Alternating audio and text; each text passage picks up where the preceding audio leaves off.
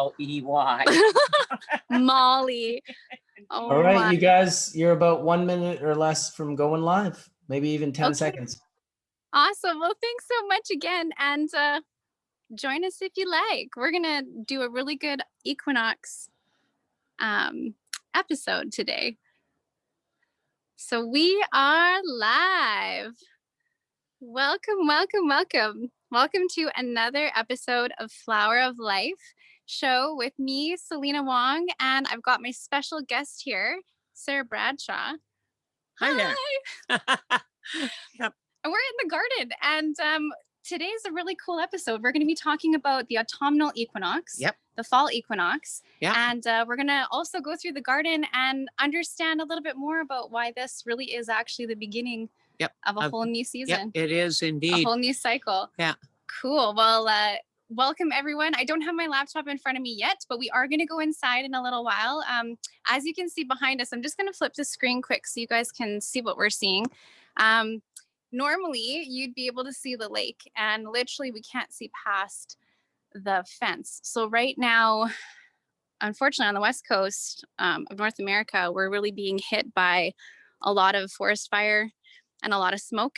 And I know that both of us want to kind of keep this portion kind of quick. So I just wanted to jump right in, but let you guys know what's happening in our sphere. So Sarah, I would love for you to just kind of give us a little tour about the fall and I guess what's going on with the plants, what's going on with the garden. Okay, so fall equinox, well, you know, equinox means equal night. Okay, so night equals day. Well, these babies bloom best on a 12-hour light cycle. So if you've got an outdoor plant and an outdoor crop, you are going to really see them come on like gangbusters when we start getting into those 12-hour days and nights. And you can see that happening here. You know, the buds are forming, they're coming along great. You've got old fan leaves falling and dying off because that's what they need to do. The plant doesn't need to suck up any more sunshine. It doesn't need to be doing any of that more stuff at all. You're not going to hurt your plants taking this stuff off. You can see it's just falling, falling, falling. And your plant has no need for it. And by the way, you know, it can harbor bugs and stuff, you know. Makes a great place for a little bug to get in there and, you know. Spiders love it. They do. So I love the spiders though. So I'm like, I hear you. They can move. But, you know, so you got no problems at all doing this. So, you know, the fall equinox is kind of an ideal time for moving your cannabis along into those final stages of production.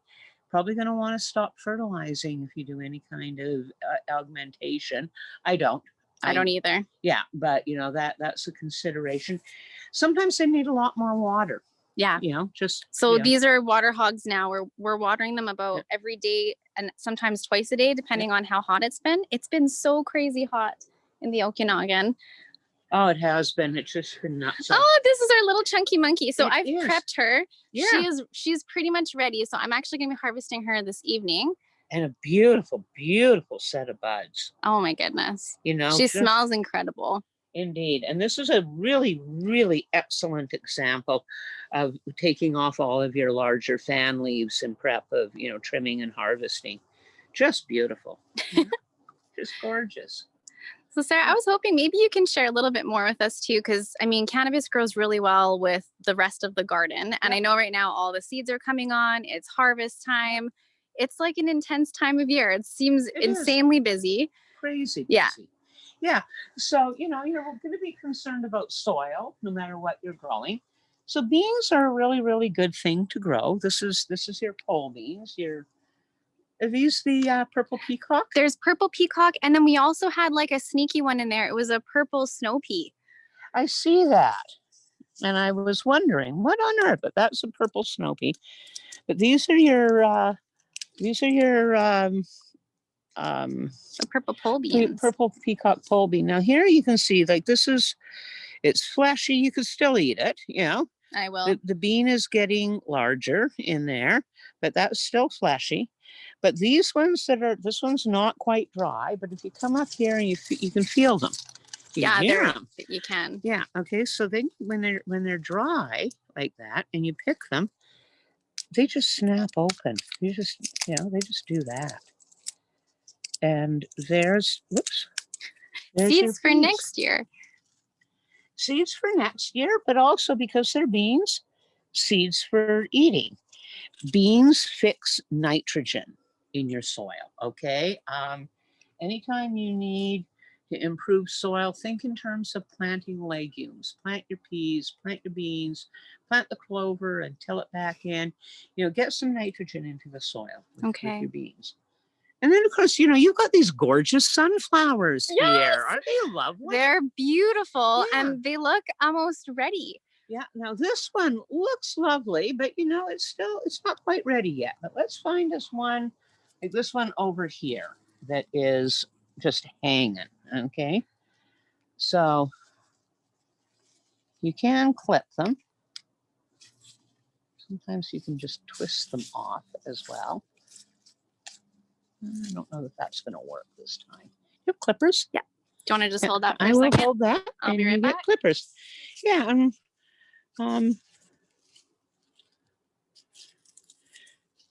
so when it's ready, this stuff here starts to come off, okay? Okay. So we take these, lovely clippers. Love these kind of clippers, my favorites. Okay. Those little bubbies up again, and away we go. Okay, so with your sunflowers, you can take them right off, and then take the petals off, and then you rub this pollen bed off.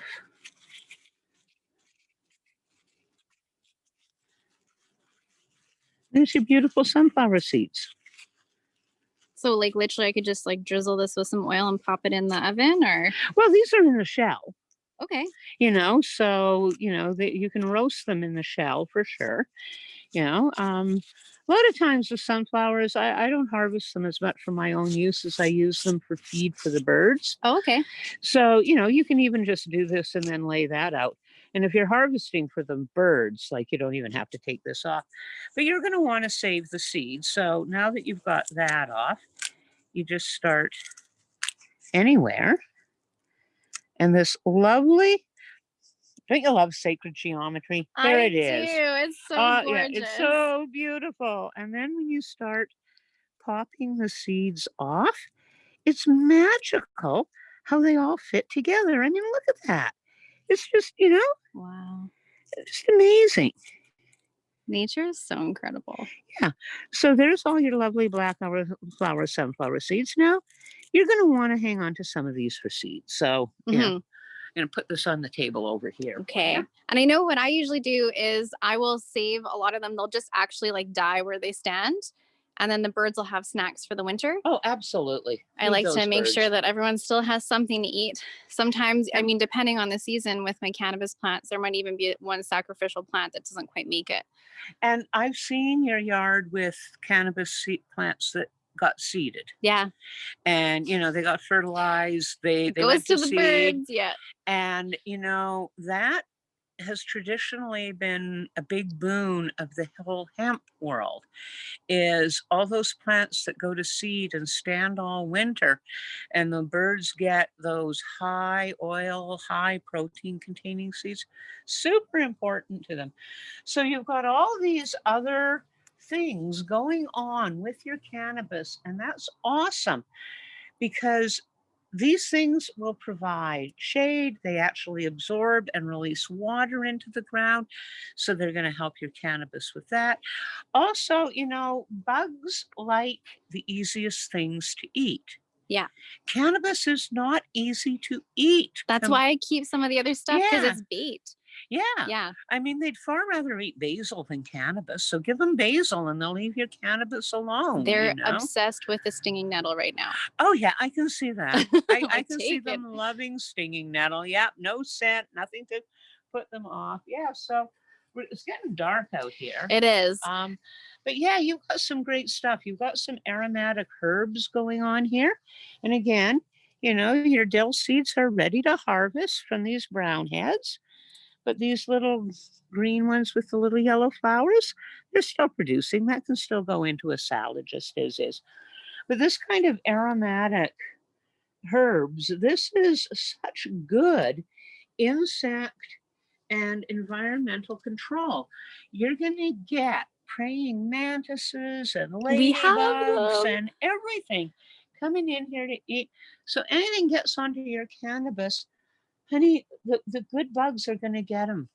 Oh yeah. Well, I've noticed there's this, it's interesting to just kind of watch the balance of the ecosystems of like all these bugs. And even though I don't quite understand their function or purpose, all of them anyways, you know, some Yeah. of them are seen as pests. I know that there's this whole perfect biosphere that's happening right now in my own backyard. Yep. And I'm just kind of trusting the process. Yeah, and it does work out really well. Your sage is doing beautifully. Yes. Yeah. If you would like some seeds, you are welcome to them. I know you've got tons too. But yeah, no, this is looking really, really good. And one of the things I'd really like to point out to people is that 4 years ago, Selena's garden consisted of this little bed here that had not much in it, Mhm. this lower bed down here, All my borage going Yeah, crazy and yeah. coming back. and this set of beds here, which I think you had mostly into tomatoes, Yeah, and that was it. that was literally it. Okay. Well, and that so, tree and the yeah, plum and tree. the well-established plum tree. But now, you know, like 1 year, the stone feature and that planting area and the trees were added. Do you want to come walk through and we can just Sure. do a quick view? Yeah. You know, so we went for Selena went from these few little beds, you know, that actually can grow a fair amount, you know. And then they pulled out a dying cedar hedge along there Yep. and planted it into much more useful things in this environment.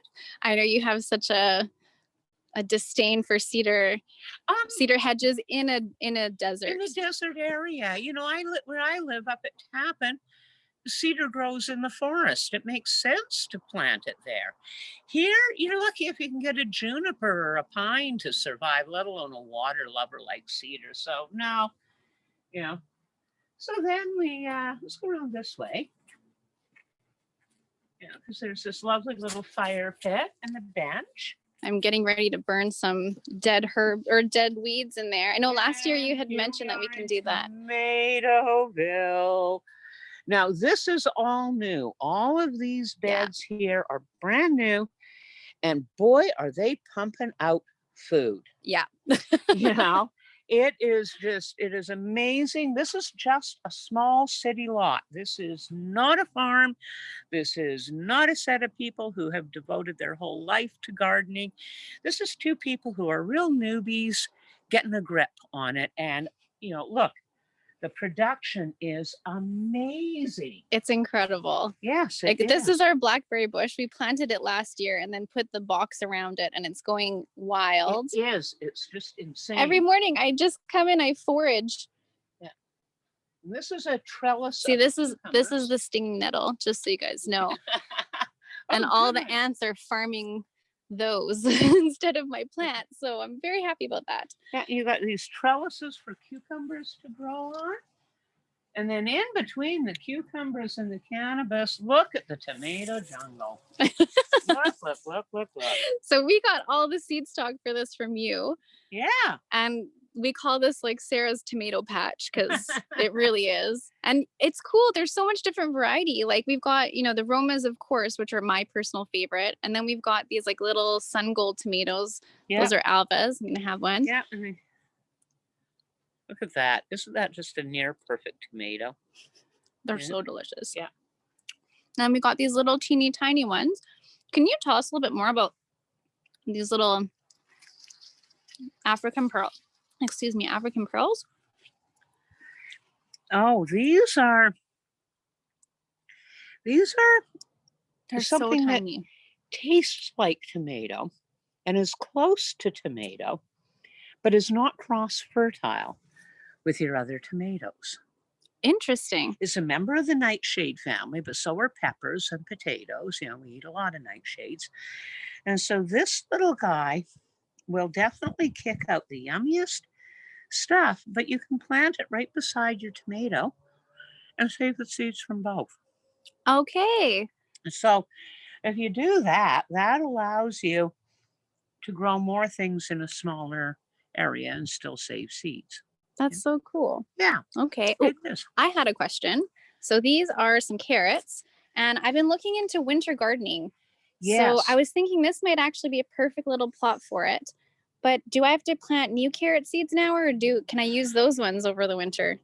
If carrots are a biennial, Okay. so the first year they grow this great big huge root. They put all of their energy, carrots do this, beets, turnips, all of your big nice root vegetables, parsnips. Okay.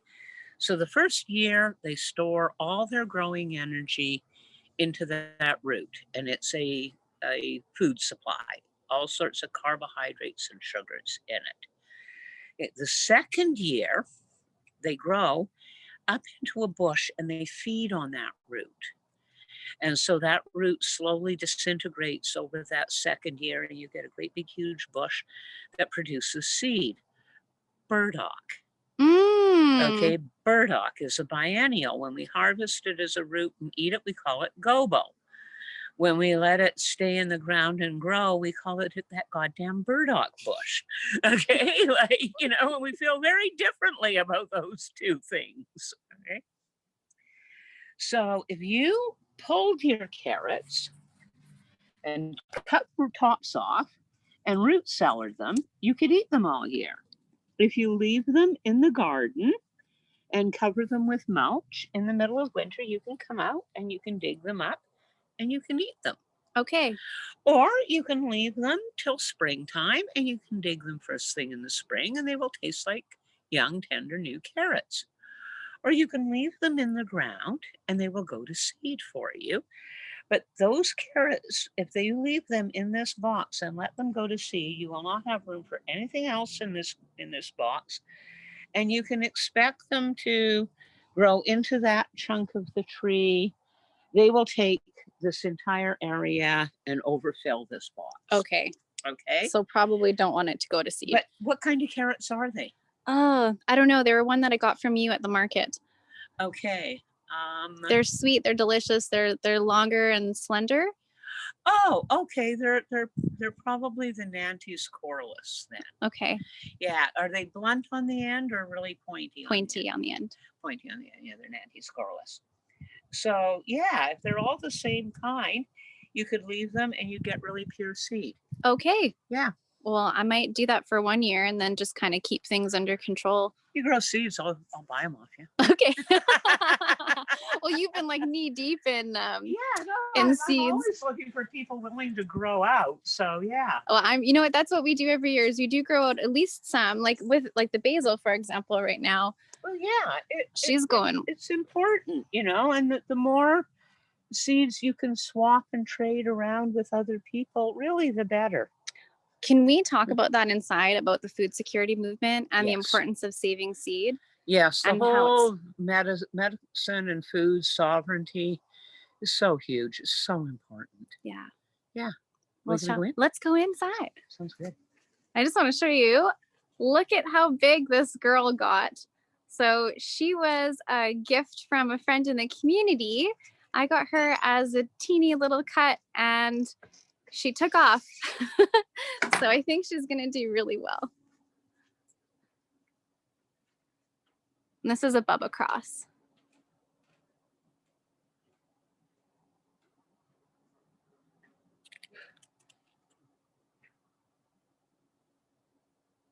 And she smells beautiful. So as I come outside, she's just so yum.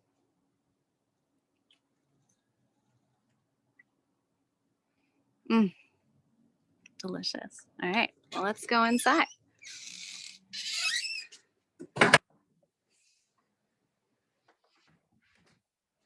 So if you would all love to join us, maybe get a doobie ready. Maybe grab a quick water if you like. Water's awesome. There's the garlic braid. I'm so happy. We're just gonna hang out in my living room. So bear with me as I get this all set up.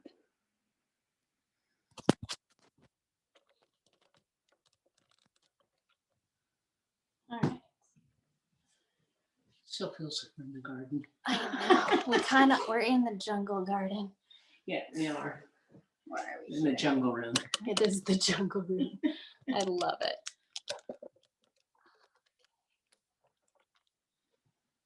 Well, let's see if I can make this straight so people aren't going nuts. I think it's okay. Awesome.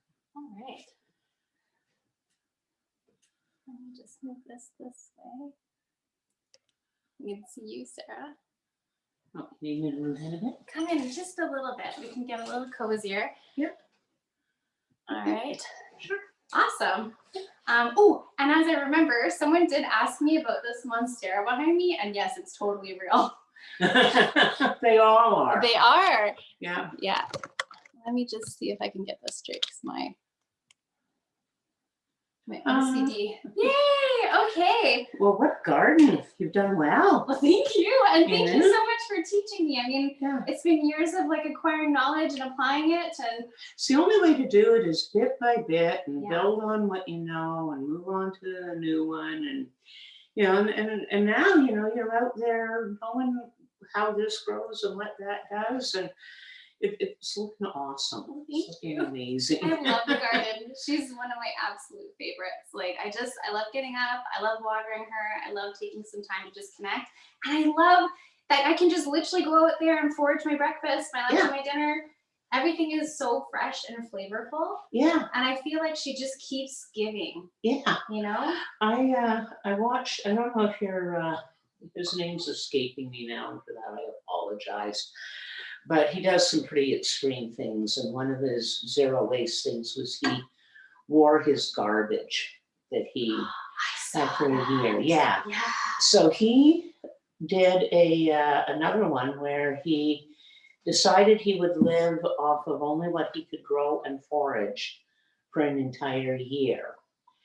And I shared the video to my Wise Woman page, seed page, because what I liked about what he did was he didn't move to a farm. He didn't, you know, oh, lovely. And which variety is this? This is a God cross, one of yours. Oh, nice. Yeah, we had God one year, and then I don't know, she crossed with something. Something. Something happened. If we're lucky, maybe the Congolese. Oh, that was such a good year. Oh my God. Yeah. Maybe. Oh, she's delicious. So thank you guys so much for joining us. I want to show you this too. So this is one of the girls that we grew. I want to say it was in the winter. We just got a little bit left of her. She's just so gorgeous. Look at the crystal on that girlie. She's just a happy girl. Mm-hmm. Yeah. Nice, healthy growth. So lovely. Yeah. So I just want to say hey, and I just got in front of my computer, so I want to say hey to everybody. So Deepen Brew, yes I am so happy in my garden. Tony Neg, much love to you. I want to say hey to Dave. I love your dabs and your hearts. Steve Giannini, so great to see you. And Matthew Fernandez, so great to see you too. I haven't gotten the seeds yet, but thank you so much for sending them. I can't wait to get them in the ground. Hopefully we'll be able to do it for a fall garden, and if not, for the spring. I want to say hey to Canna Mama, Ace Trey, Survivor One Time. I want to say hey to David Hall, CBC voter, Harmony Smurf, that's a sweet name. Welcome, welcome, welcome. John Maddox, so great to see you here. Oh, so much love to you too, brother. Honestly, it's all about overgrow. Just really get the seeds out there. So I was hoping maybe you can share a little bit more with us about the food security movement and why it is so important to save seed, as well as why it's like our intrinsic right to being a sovereign being on this planet. Well, yeah, I mean, that's where it comes down to with me, basically. But, you know,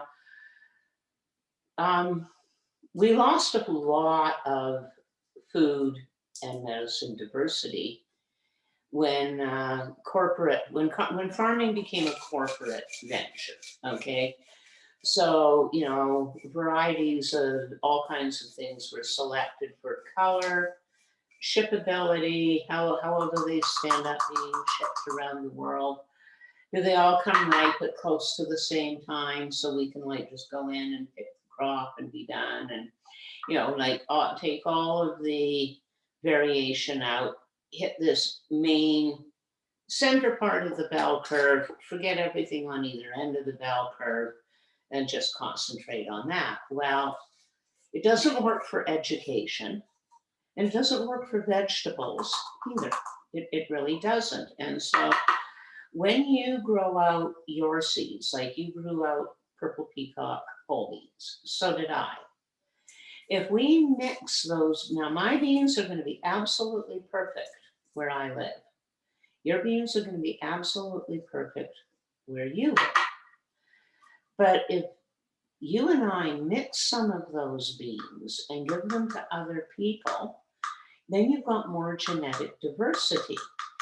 And those years that the summer is shorter, those beans those few that are okay in that short season will produce. Other years, when we've got a longer season, you'll get more beans and you'll have like more variation. So then when you start getting into all the different varieties and how much we've lost, and it's like, you know, it's like family recipes, you know, like my grandma's pierogi recipe is over the moon, and you hoard it and you save it. Well, for gardeners and vegetable growers, it's the same thing. It's like, no. I don't want to buy that green everyday acorn squash I see in the store. I've got this Thelma Saunders sweet potato squash that we've been growing for decades, and it doesn't ship very well, but geez, it's good. You know, or those tomatoes that you have out there. They're not of interest to the commercial world, but they thrive in your garden and they feed you really, really well. So I think it's really important to save your own seeds so that you grow what grows really well for you. I think it's important to trade seeds for genetic diversity and for the fact that it builds community. And, you know, you want to find out how your seeds did. So, you know, you keep in touch. Well, and I like that. It's almost like, you know, you create these little babies and then you put them out into the world and then you're touching base and like, okay, so how did they produce? How are those tomatoes? You know, like, what did you think of such and such this year? What did you make with it? And then you can also share recipes. Exactly. Which is like sharing community and stories and experiences. Exactly. Food brings everybody together. But so does cannabis. Yeah, but the whole seed world took a really dark turn in the 90s. Okay, it took a really dark turn. Let's talk about it. Yep. We started having genetically modified crops where the DNA sequence of a plant is interrupted with a gene gun or some other technology. I'm gonna just get it later. Keep going. And DNA from a foreign family is spliced in. So the Flavor Saver tomato was one of the first ones. They spliced in shellfish DNA into the Flavor Saver tomato so that it wouldn't rot, so that it would last, it would remain this color, it would ship really easily. But primarily, it would be resistant to insecticides. Now, it was sold along the line of, we need to feed a whole lot of people, and these genetically modified crops are going to do it.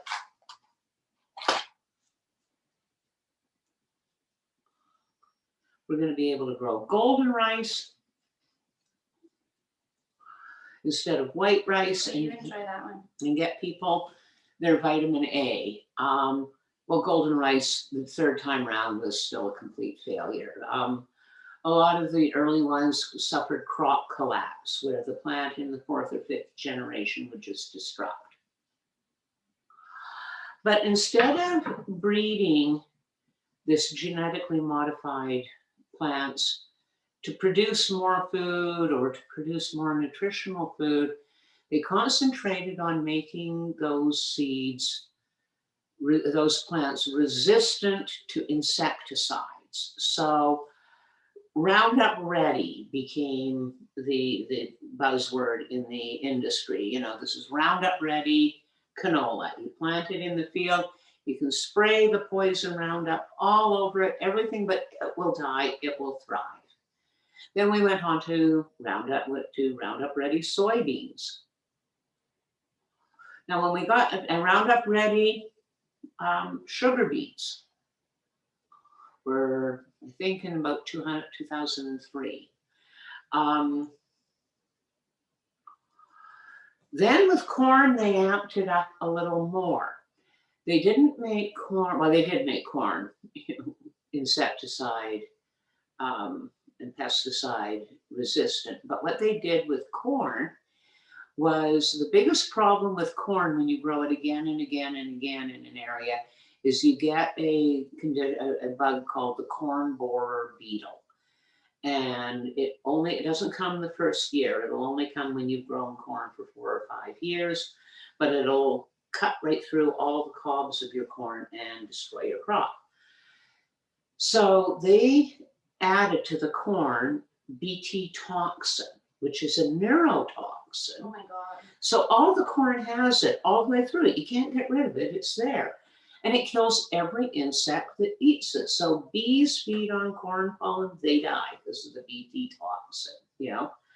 It took it up even worse. Now they've gone to tree fruits, and they're making the Arctic apples that don't brown. The and non-browning apples, yes. You know, so misleading.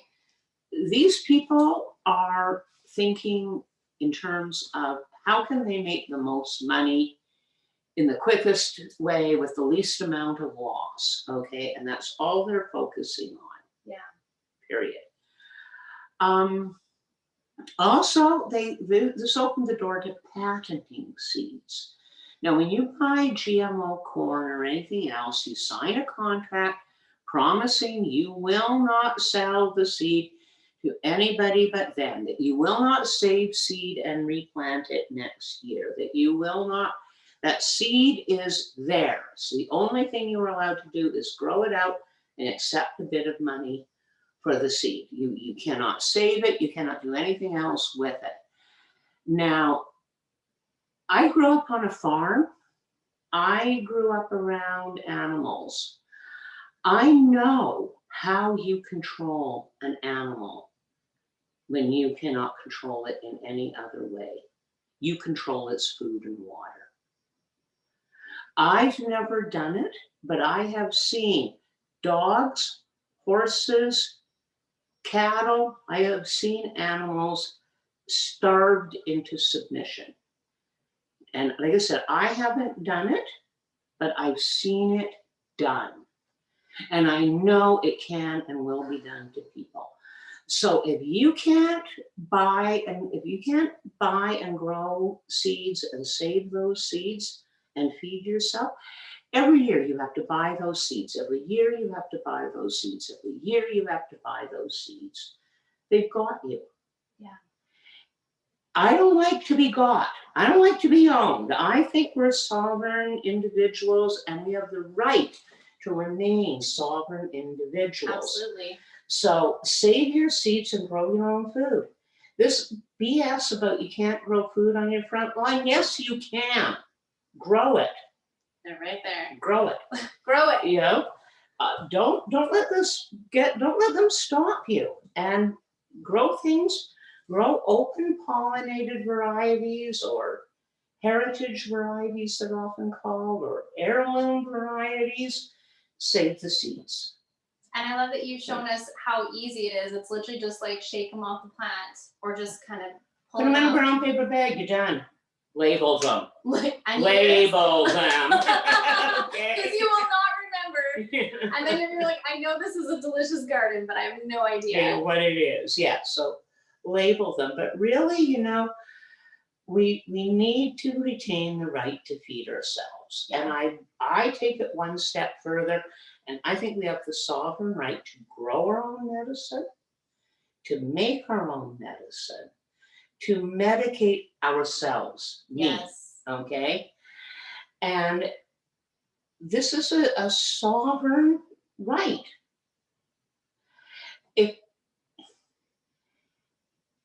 If there's no victim, I can't see it as a crime. A victimless crime is not a crime. Right now, this is legal, but even before they went back to making it legal, me smoking it should not be a crime. I'm not hurting anybody but potentially myself.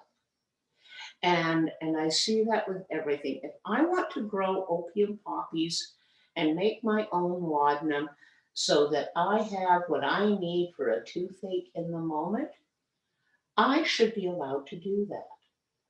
Now, I don't think you should be allowed to just make things willy-nilly and sell them. That's Yeah. not what I'm saying. But you can make your own medicine. You can have your own medicine lab tested.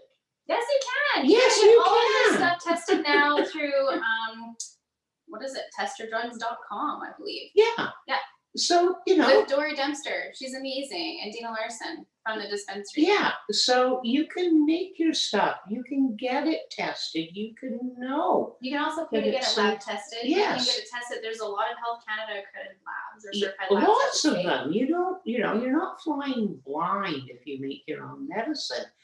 And it dawned on me about a decade ago how badly we've been lied to when I showed a few people who had never done it before. We got fresh raw milk from a farmer who has a cow. And which you've been doing for. Yeah, I mean, I grew up on this, so I fed my kids on it. I know what I'm doing. So the first day we bring it home, we scrape off all the cream and we make butter. And the next day we take the skim milk and we make cottage cheese. And at the end of it, the one guy, Malcolm, looked up at me and went, I've been lied to my whole life. I was told this shit was hard. And I was like, yeah, it's not hard. In the last half of the 20th century, we bought into outsourcing, okay? School became a full-time endeavor. You outsource the raising and educating of your kids. We started buying far more prepared food. We outsourced cooking. We outsourced, somebody, we're out working, we got to bring somebody in to clean the house. We outsourced cleaning. We outsourced laundry. We're getting almost to the point that you see in the movie Idiocracy, where nothing gets retained. You just, use it and toss it. And, we've outsourced so much that we've forgotten that we're capable of doing this stuff. Well, that's the thing that blew my mind, even just this week. Like, I made the most delicious, easy, simple pasta dish for myself where I had like some garlic and I had a little bit of onion, some tomatoes, the aromas from our garden, some basil, of course, from the garden, and just like mixed it up, made a little sauce, and made like a nice drizzle on like a simple gluten-free pasta. And it was effing amazing. Add some salt and pepper, and that's it. Yeah, and so you can cook. It was awesome. And I was like, holy shit. And that's the thing too, is you think it's this really complex thing, but like 3 ingredients can do so much. And absolutely. I look at, like, because you're right, like making cheese, when I looked into it, I was like, damn, that's it. That's it. And you pay so much money for cheese. Yeah, I mean, I'd always made just sort of, the simple cream cheese or cottage cheese. So I went to a cheese making workshop, and in 3.5 hours, and that included my travel time of about half an hour at least in each direction, I came home with a big bowl of mozzarella, a tub of squeaky cheese curds, and a big chunk of ricotta, all out of like a quart of milk. Wow. And so, it's like we need to reclaim this stuff. We need to stop buying into this idea that the government's going to look after us, that somebody else is going to take care of us. Like, we need to start reclaiming this stuff. I think about like food labels in that way, where it's like we just assume because it's on a shelf and it's even marked organic that it's good for you. When it's like, no, like actually read the ingredients. And then also it comes, like sourcing and how is it affecting those communities, where it's coming from? All of these things please. play a role. Yeah, that's huge. So when you have it growing in your own backyard, you know exactly what it is. Yeah. You're able, like, I know for myself, I know everything in that garden is 110% organic. Like, it's so clean, Yeah. and I did it that way for a reason. Yes, there's bugs, but that's life, and that's how nature works. But I know that when I take that tomato off that vine and I put it in a dish, that it is the healthiest version of what I could possibly have. And I got it for like the least amount of money. Yeah. It's just love every day. Yeah, exactly. So I like Which is like the best currency. I like to suggest to people that they start out real small, okay?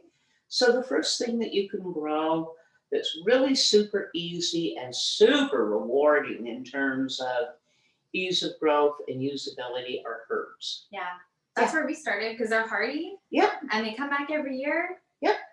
And you can grow them in a pot on a windowsill. And even if you only grow a tiny little basil and a tiny little sage and a tiny little thyme, you've got fabulous seasonings that are going to taste so much better than anything you come across in the store. Well, and like mint and lemon verbena, which is the tea we're Which is having. what we're drinking. It's so good.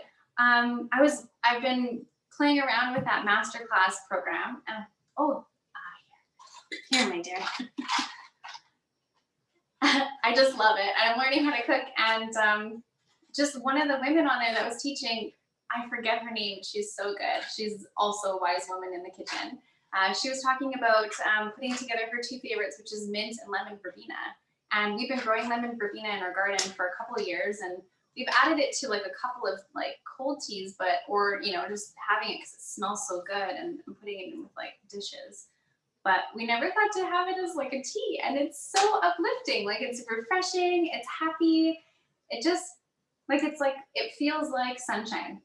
Well, both lemon verbena and mint are slightly stimulating and very uplifting. Mm-hmm. So yeah, it's fabulous. Yeah, and as like an after dinner kind of like cap. And with this smoke, boy, do our throats need the soothing. Oh my God, yeah, it's been crazy. I just wanted to check in with everyone. Tara Lee, so happy to have you with us. Thanks for joining us and being a part of the conversation. Susie Sherlock, good to see you again. Yes, I know. I love cheese. So good. Yeah, that's interesting.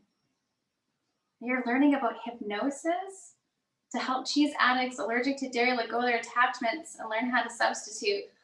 Fuck, that's interesting. It's amazing. Wow. Yeah. Because cheese, I love me some cheese. We have a vegan cheese company in the region called Black Sheep Cheese. I know. I love the name Black Sheep Cheese, and they're completely vegan. And they do some good stuff. Okay, I'll check them out. I know that Monteshikowa has them. Okay, then I'm gonna go pick some up. I'll let you guys know how it is. I also wanted to say hey to iGoob. Yes, you planted lemon balm this year. Doing well outside. Wonderful plant to have. Oh yes, absolutely. It even survives the winter up in the Peace Country where I used to live, up in northern Alberta. So you're it's good. Fine. You're good. You're good. JC, good to see you. Perennial herbs are wonderful that way. There's a few of them that are difficult to get through the winter. Like sage can be a little iffy up north, and so can thyme.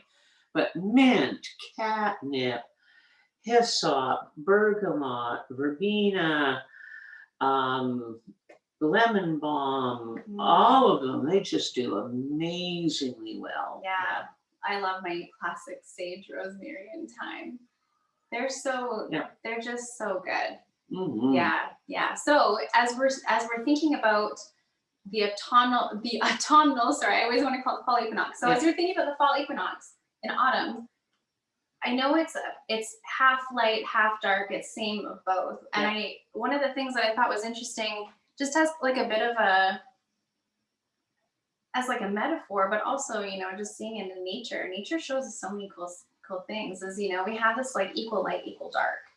And as we saw in my garden, there's this shedding leaves, a shedding of self, like these parts of me I'm done with, I'm letting Yeah. them go. And nature does that so beautifully, you know, and not only does she let them go, she lets them fall to the ground and they become its own compost. It starts to feed the soil and it then brings in energy for new life and it gets things prepared for the next season. It's sustaining all these other life forms around it. Yeah. And it's so interesting that this time of year, I know for myself, like I was sharing with Sarah earlier, I've been in this like intense, cleany, organizey kind of vibe where I've just, you know, it's harvest time, it's getting things prepared, it's, you know, tying up loose ends, it's completing things. I mean, you look at goddess energies, you know, this is the time of year that, like in the Greek myths, you know, Persephone visited Hades and then she was silly enough to eat.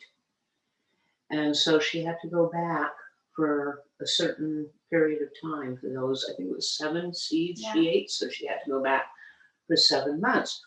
Well, Demeter, who is the goddess of the earth, and she goes into mourning. You know, so it starts slow, you know.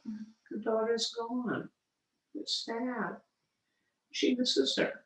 And a few tears fall, you know, and a few tears fall. And then it gets worse, you know, because she's not coming back. And the realization of just how long she's going to be gone sets in, and we're in the depths of winter. And then you see the hope of spring, and she's going to come back, and she starts preparing for her and making things lovely again. You know, and then when you look at some of the traditions around the corn goddesses, you know, in the springtime, you've got the corn maiden, you know, and she's dancing and she's life and she's listen when the world is lovely. And, you know, but this time of year, you've got the corn mother, you know, and she's mellow and she's quieter, but she's productive. And she's got wealth and bounty and, you know, the idea of harvesting your corn and making lovely little corn dollies out of the cobs and you know, and I love harvest rituals, you know, like I don't do it as much anymore because my hands are getting hard. I can help you. But weaving wheat, you know, weaving the wheat, weaving the stems, you know, drying, you know, I go out and pick rose hips and I can't resist taking, you know, some big, long, beautiful boughs that have a lot of them on it and bringing them in the house. It's like, it's not just about getting the food from the rose hips. It's that, I love that whole gardening and harvest energy. It's just it's so satisfying. Yeah.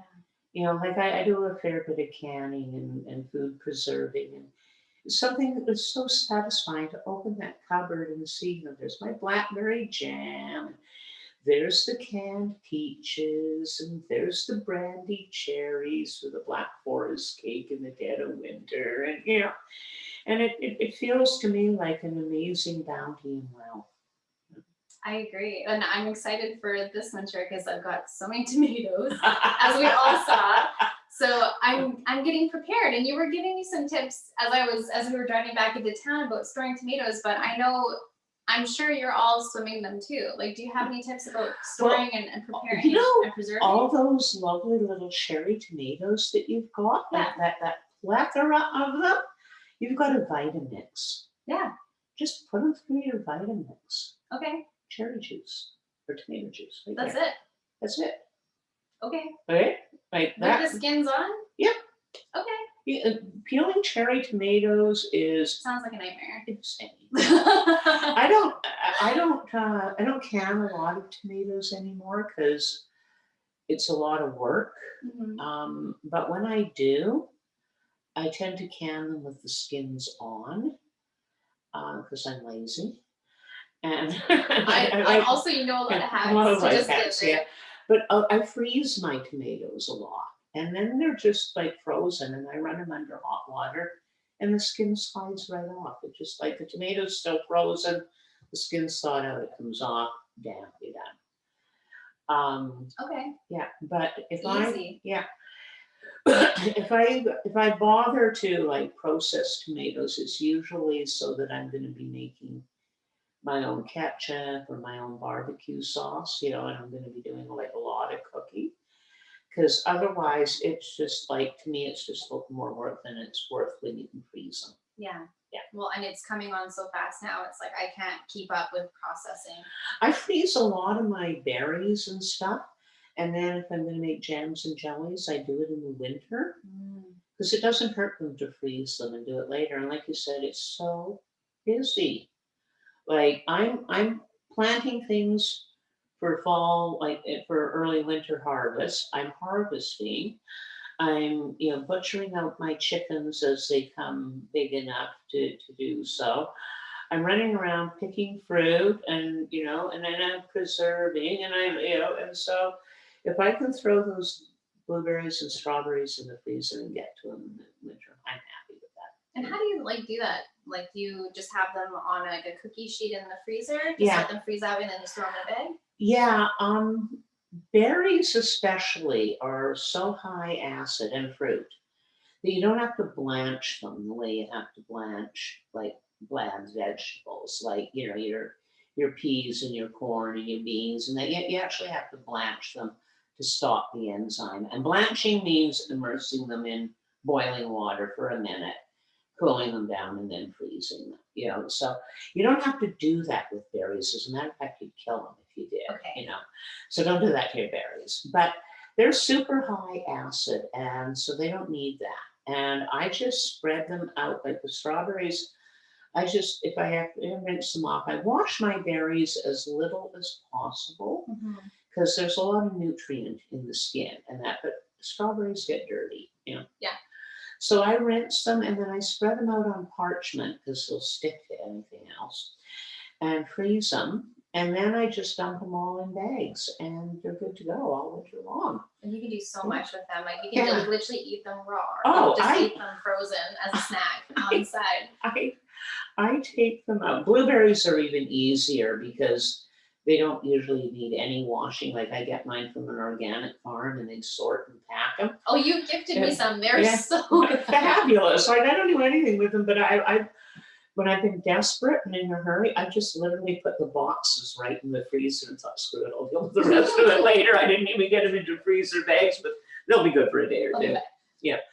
But, you know, they're really easy. But in the wintertime, I usually start my day with a smoothie made with some of the berries and that. But my favorite nighttime snack is a great big bowl of berries that I just maybe sweeten really lightly, or like the blueberries. Trust me on this, is wonderful. Whipped cream with enough blueberries folded in to just sort of make it into a whipped cream blueberry ball. Nice. That's easy and delicious. Yeah, it is. It's absolutely fabulous. And yeah, I have MS. And I keep the symptoms of it at bay with my diet and with what medicines I choose to use. So I supplement daily with primrose oil. Evening primrose oil is fabulous anti-inflammatory, rebuilds cartilage tissue, helps rebuild nerve tissue. Perfect for me. I eat a really high omega fat diet, and I mean really high. Like hemp seed hearts in my smoothies in the morning, hemp seed hearts sprinkled on almost everything, a lot of butter, a lot of good quality cream, high oils. So not a vegetarian. Do you eat nuts? Oh yeah. Nuts like oh gosh, yeah. I know the hemp hearts, but yeah. what are some of the other nuts that you enjoy? Oh, I love almond butter. But, you know, I also really believe in eating regionally, and right in Kelowna, our drive away, is the Galatly Nut Farm. And they have hazelnuts and butternuts and English walnuts and black walnuts, you know? Wow. So, you know, if you have a champion juicer and you put your hazelnuts through the champion juicer to get the nut butter, you'll get a little bit of oil, and you can either mix it back into your butter, but I like to use it in other things as well, you know, and That sounds so yum. yeah, and of course Rancho Vignola. Oh, for giving plugs. I But, love, yes, Yeah, yes. but you know they're Sue, local. we love you. Sue, Sue, Vignola, we love you you. so much. And I love your family. You guys feed everybody in this region and beyond so And they well. bring in, like every year, they bring in the fresh crop of nuts. And you know, I used to get when I lived up in the up in northern Alberta, I would buy my food in bulk, and every year at the fall food order, I would get the fresh nuts, and they would come often in a tin that was sealed, and you know they were lovely. So one day I said to this friend of mine, "Oh, the nuts arrived. Would you like some almonds?" She sort of shrugged and said, "Okay," and she took an almond and she chewed it, and she looked at me and she went, "Okay, that was weird." I said, "What do you mean weird?" And she said, "Well, it tastes like almond flavoring." Okay. I'm like, it's an almond. That's what it's supposed to taste like. And she goes, "Well, I buy almonds all the time and they don't taste like anything." Dry. Oh no, honestly, Rancho Vignola, their stuff is next level. Yeah, like I thought walnuts were the grossest nuts on the planet as a kid because they were the only nuts my mom would buy. They came in a cellophane bag off of the shelf of Safeway.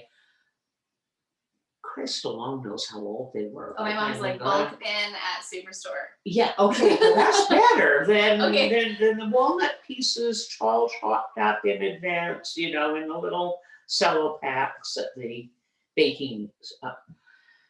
Bitter, nasty, so bitter, horrible. Yeah. It was like, why would anybody eat these? Then I had fresh walnuts and went, oh my God, what have I been eating? And I see that reaction with people. My friend Wendy Allen, when she ate the first time she ate a tree ripened apricot and looked me square in the eye and said, "This is not an apricot. I hate apricots, and this is really, really delicious. Amazing. What is it?" Well, when you've only eaten apricots that are picked green, shipped around the world, and they're those, I don't even know what they are. I look at them and go, they don't even look like food to me. I just remember all the dehydrated ones, and I'm sure Yeah. that's one of the reasons why. Yeah. Yeah. Yeah, well, at least the dehydrated ones were worth eating. But you know, my first apricot experience, I think I was like 24 or something, and it was the same thing. I was at a girlfriend's house. I took a bite, and I was like, no way. It was so delicious. There's nothing like fresh ripe.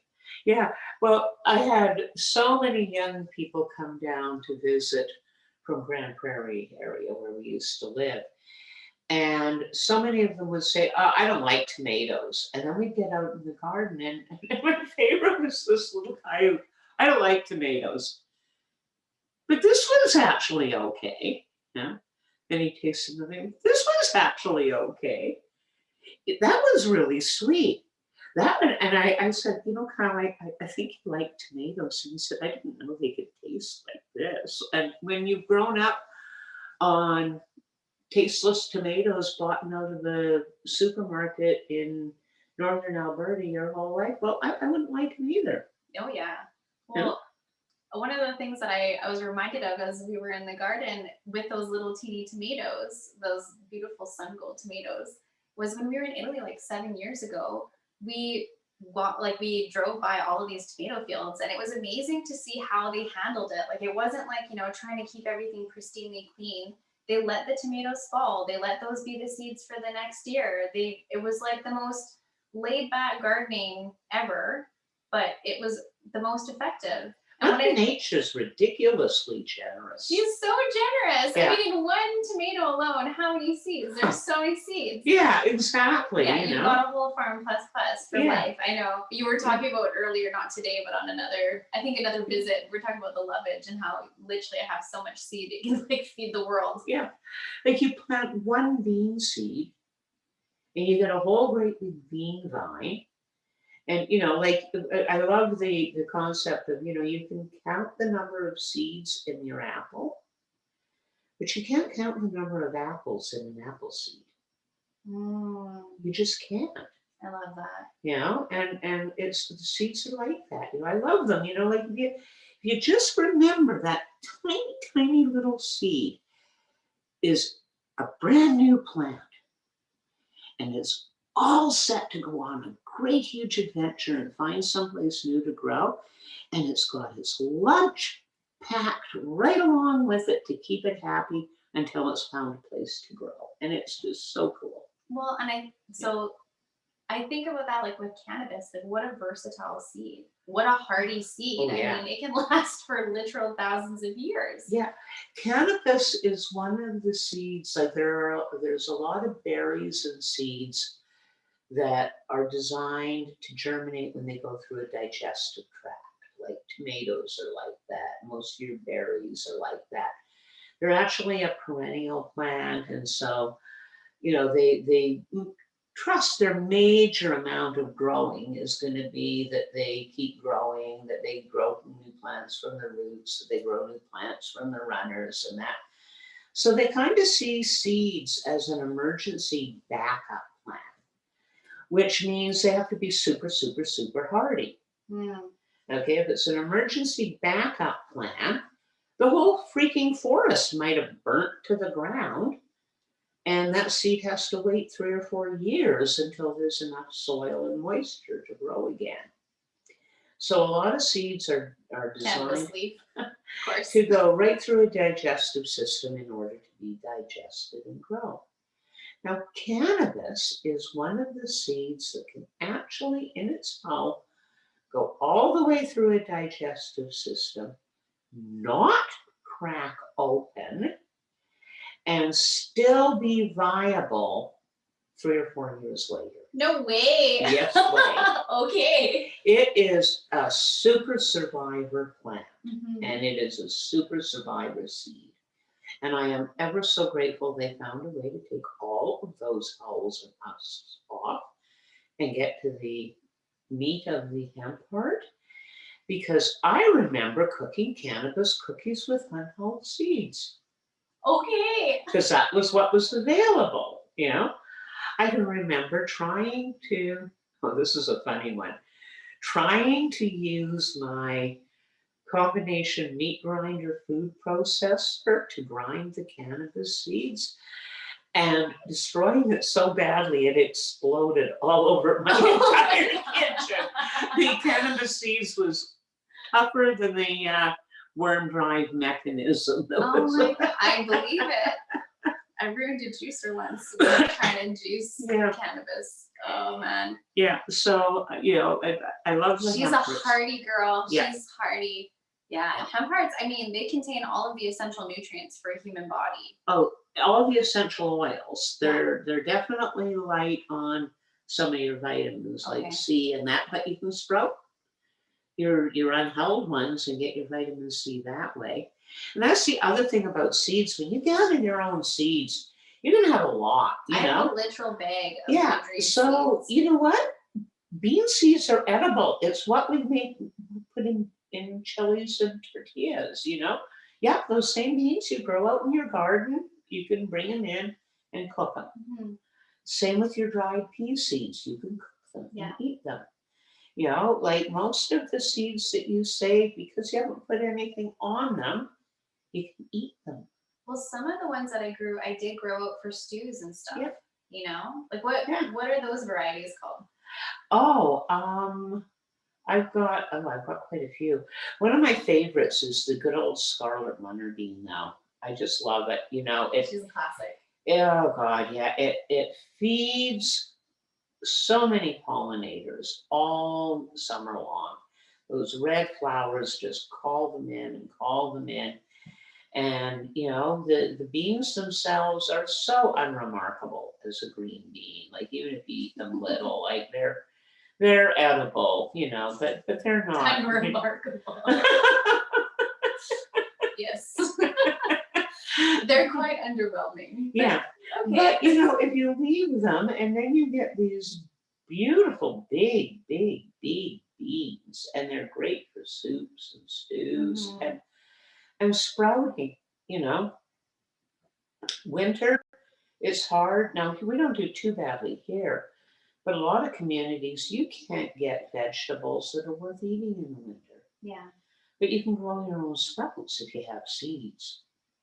Well, and I love the aliveness of sprouts, especially when we're yeah. like getting like February and you're like, I just need something green. Like Yeah. I can't eat any more tomatoes or potatoes. I need Oh something yeah, and you know, like those alive. sunflowers that you grew. Mhm. Save at least 1 or 2 heads.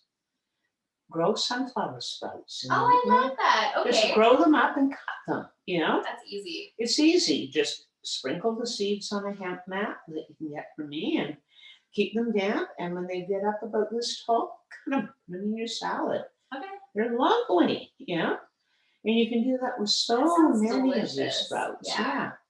Okay. Peas are another one. You know, like let peas grow up about this tall and cut 'em. Clover. Love clover Clover is sprouts. so good for you. Yeah. Yeah. I mean, alfalfa kind of starts to pale when you start, radish. Oh my God, if you like a zing in your salad, radish seeds. Okay. Sprout radishes. Okay. You give somebody a sprout sandwich and they think it's alfalfa and they bite in and it bites back and it's really funny. I've had them once and yeah, it was too much. I like them interspersed with the other sprouts. The garlic sprouts are so good. Oh yeah.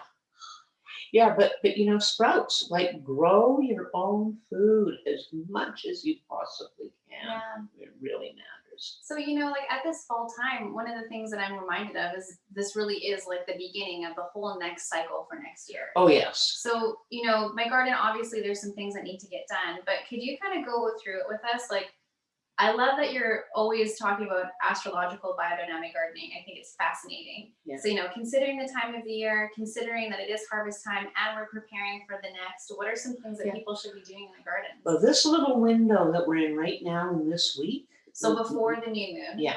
Okay. You're right. Coming up to this. So we're on the waning moon right now. Yeah. So we're in this 4th quarter. And there's things you can plant in the fall, but this 4th quarter isn't the time to do it. Right after the new moon, we'll have time to do it, okay? But in this 4th quarter, if you dig your potatoes now, they'll keep better. Okay. Okay? Dig them in that 4th quarter. The dark 4th quarter is about the dark of the moon.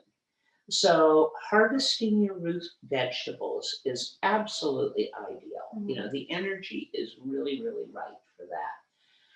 Cultivating that ground and preparing the soil is a good one too. So if you're going to be planting fruit trees or any kind of trees or shrubs this fall, this week is a great week to prep that soil. Get it all ready. Next week when the moon goes new, we're going to have great planting windows. So prepare for the plant and then get ready for the plant. and get ready for it. Dry your seeds. Harvest and dry your seeds at this time of the moon. The moisture is lower, the water energy is low. Things will dry well, and they will keep really, really well. Do it now before the fall rain starts, please. A lot of your seeds have to get gathered before the fall rains. I've had bean seeds sprout in the pods on the vine because the fall rain started. Oh no! And it's like, well, now they're fuckered. You just eat them; they're sprouted. I guess. Well, you can't even sprout them anymore, because they're just ruined. But you can cook them. Okay. Like you can use them in chili and stuff. But that's your last resort. It's really kind of ucky pulling semi-sprouted seeds out of semi-rotting pods that are all soggy and wet. It's without a doubt the most unpleasant. So I was just thinking, I'm like, that's the sad part sometimes because it does get soggy fast here. I mean, it's been unseasonably hot. Like we had a 31-degree day. I think it was yesterday or 2 days ago. It's ridiculous. And then now with the smoke. And I just wanted to say for all of you that are experiencing the smoke and also for those of you who aren't, my heart's with you. This is a crazy time on the planet. Yeah, we've both been in the situation where the fires have been very, very close. And although we're really, really blessed that isn't so this year, oh, my heart goes out to you. It is so hard to be on evacuation, to be actually evacuated. It's even harder to lose in a fire, and just know that my prayers and thoughts are with you. They really are. Mine too. And I'm really putting out, I hope that if you are somebody that's on kind of standby or you've already been evacuated, that you're able to just remember that like home's right here and ground out into yourself. This is one of the most difficult times I think that we're going to be starting to see on the planet. And Marcus and I were talking earlier, it feels like pre-apocalyptic in ways. A few years ago we had, in the Okanagan anyways, but in this region, we've had a lot of forest fires, a lot of close calls, lot of crazy. It's been so crazy this year that I'm beginning to You're believe. like laughing. That's why it's so crazy. I'm laughing because I'm remembering that I saw a cartoon where they showed the poor dyslexic Mayan who got it wrong and wrote down 2012 instead of 2021. Shit.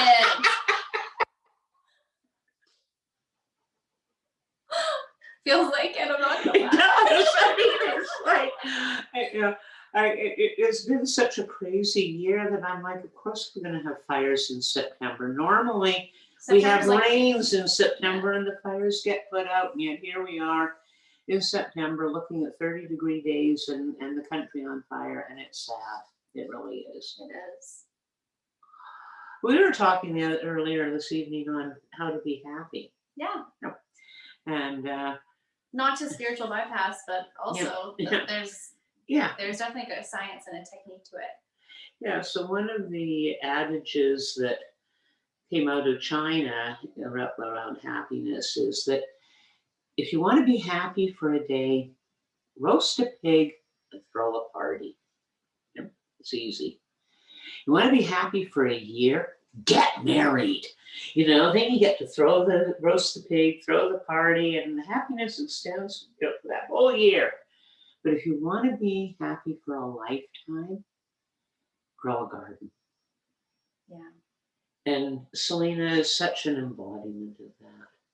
The garden is like the most incredible thing, and I don't know, there's something really special about going out somewhere every day and connecting and feeling the ground under your feet and just water on the soil and just being in that zone. Like, it just feels so good. And then having those cycles where it's like, with the seeds in the ground and you don't see them yet and you're like, did they pop? Are they okay? Are they good? What's going to happen? I want to ask you a question, because you and your husband have had a fairly scheduled life for the last few years with his work and you've had to schedule caretakers and you've been driven by schedule a lot.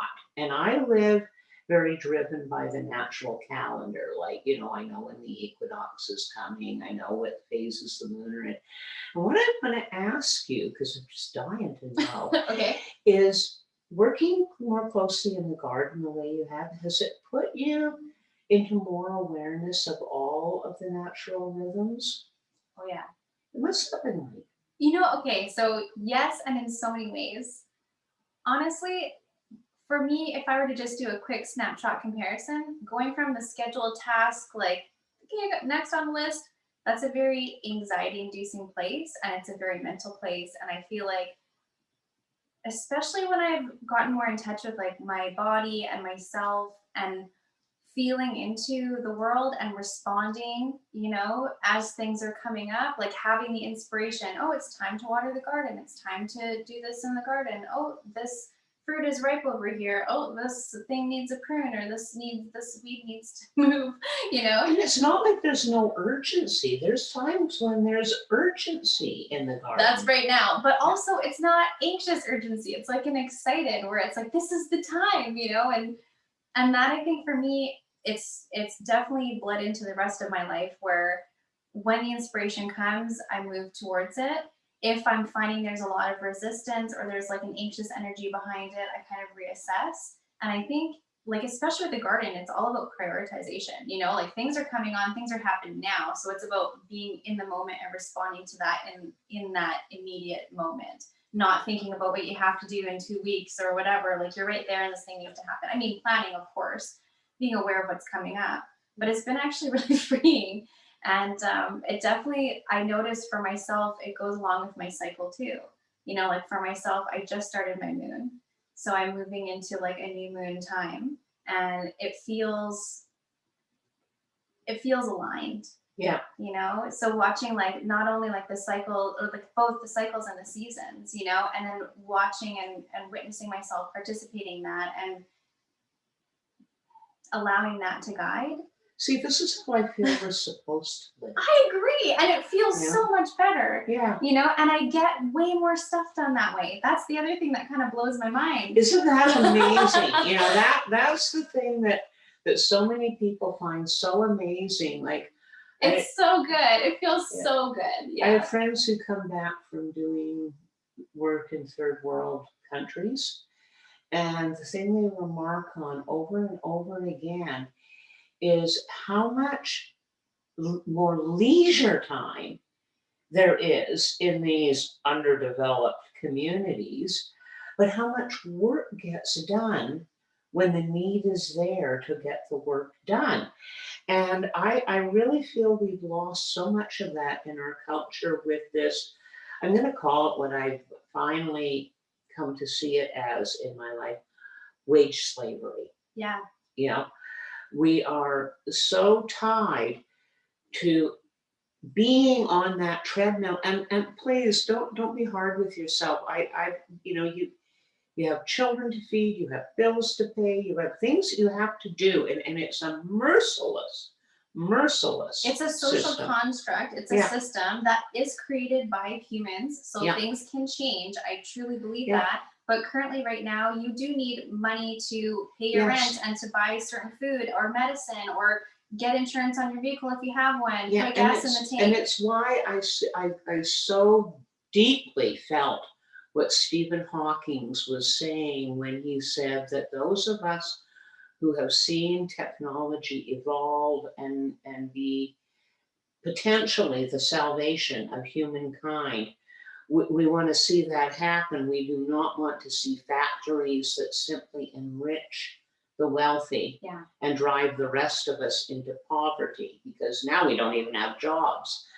And it's like, no, we need to, as a society, we need to start addressing the fact that, like oxygen, like water, if we need money to survive, then it's time for our governments to acknowledge that the sale of the resources of our country needs to feed the people of the country, not the owners of the corporations that are developing the resources.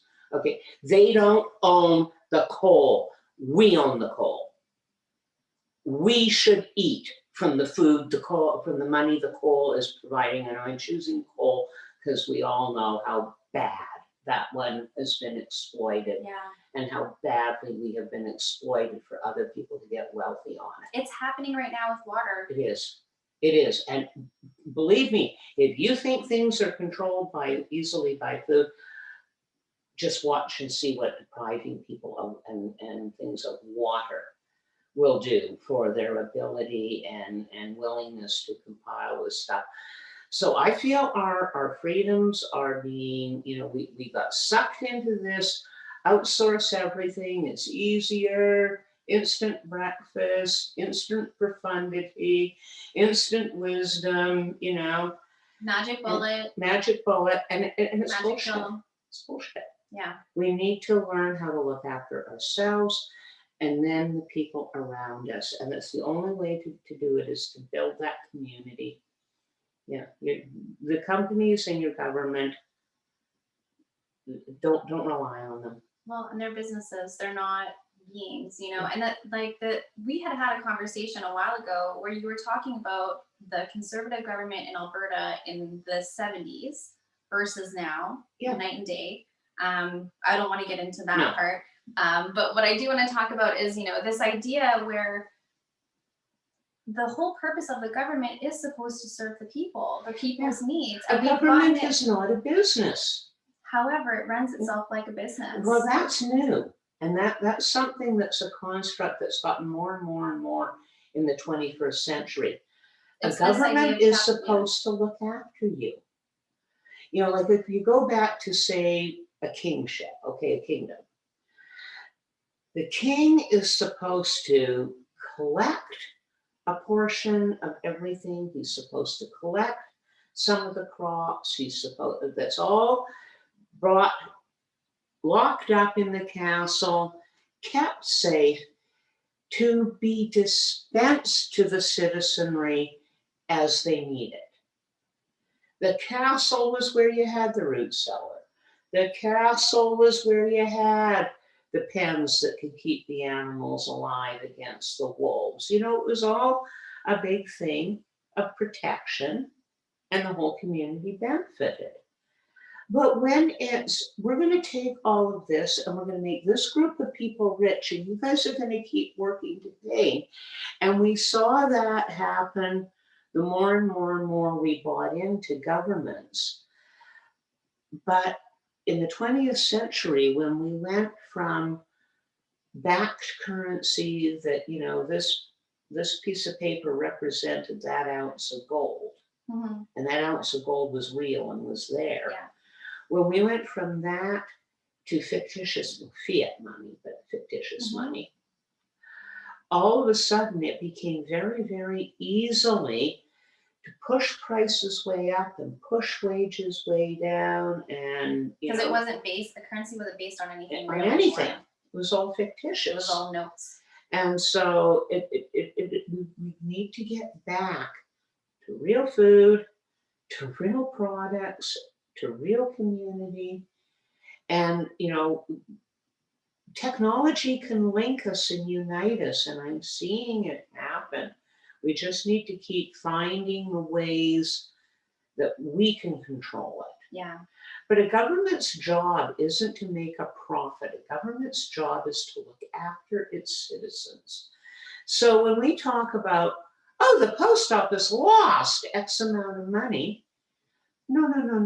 The post office, which is a service in this huge country where we need to keep in touch with each other and get stuff around, the post office is a federally run service. Thank you to the people that run Canada Post. You guys are lovely. Well, they've made it a private corporation now, which was stupid of them. But the original idea of the post office is it's a service, and it might cost money, but it doesn't lose money. Do we talk about our military losing money? Right. You know, do we talk about our healthcare losing money? Oh, our education system lost billions last year. Our education system cost billions. Our post service cost money. Interesting. Didn't lose money. Language. Yeah. Key to perception, language. Yeah. Wow. I'm mindful. I need to plug in my phone up there, but there's so much I want to ask you about. Just like, I mean, we could go off on tangents all day, which is what we do, and I love it. But I mean, you've dropped so much wisdom on us, you know, just in regards to this time of year. You know, is there anything else that you want to share about, you know, this fall, this autumnal time, this equinox time, where I mean, you had mentioned a little bit, kind of like a little bit of like ritual around this time. I think of the apple as so symbolic, you know, and I know there's a lot of specialness in apples, especially apple pies, especially, I don't know if you guys know this, I love this, when you cut an apple in half, like instead of top down, sideways, you get a gorgeous star. I use that so much when I'm showing people sacred geometry, that if you cut this apple, you get this beautiful star design. I like to, I feel like a squirrel in the autumn, you know, like I'm running around and I'm tucking stuff away and I'm tucking stuff away and I'm putting this and then you're away opening your cupboards and you're like, my jams. Yeah, and it's Keep time. like, I'm gonna go get the plug-in. It's you know, to me, it's a really high energy time of year, and that can be challenging because the days are getting colder and shorter, and the nights are getting longer, and you yourself might be wanting to kind of slow down. And it's actually one of the times of the year that I kind of allow myself a little more leeway around diet because I know I need the extra energy, so I don't worry about it as much.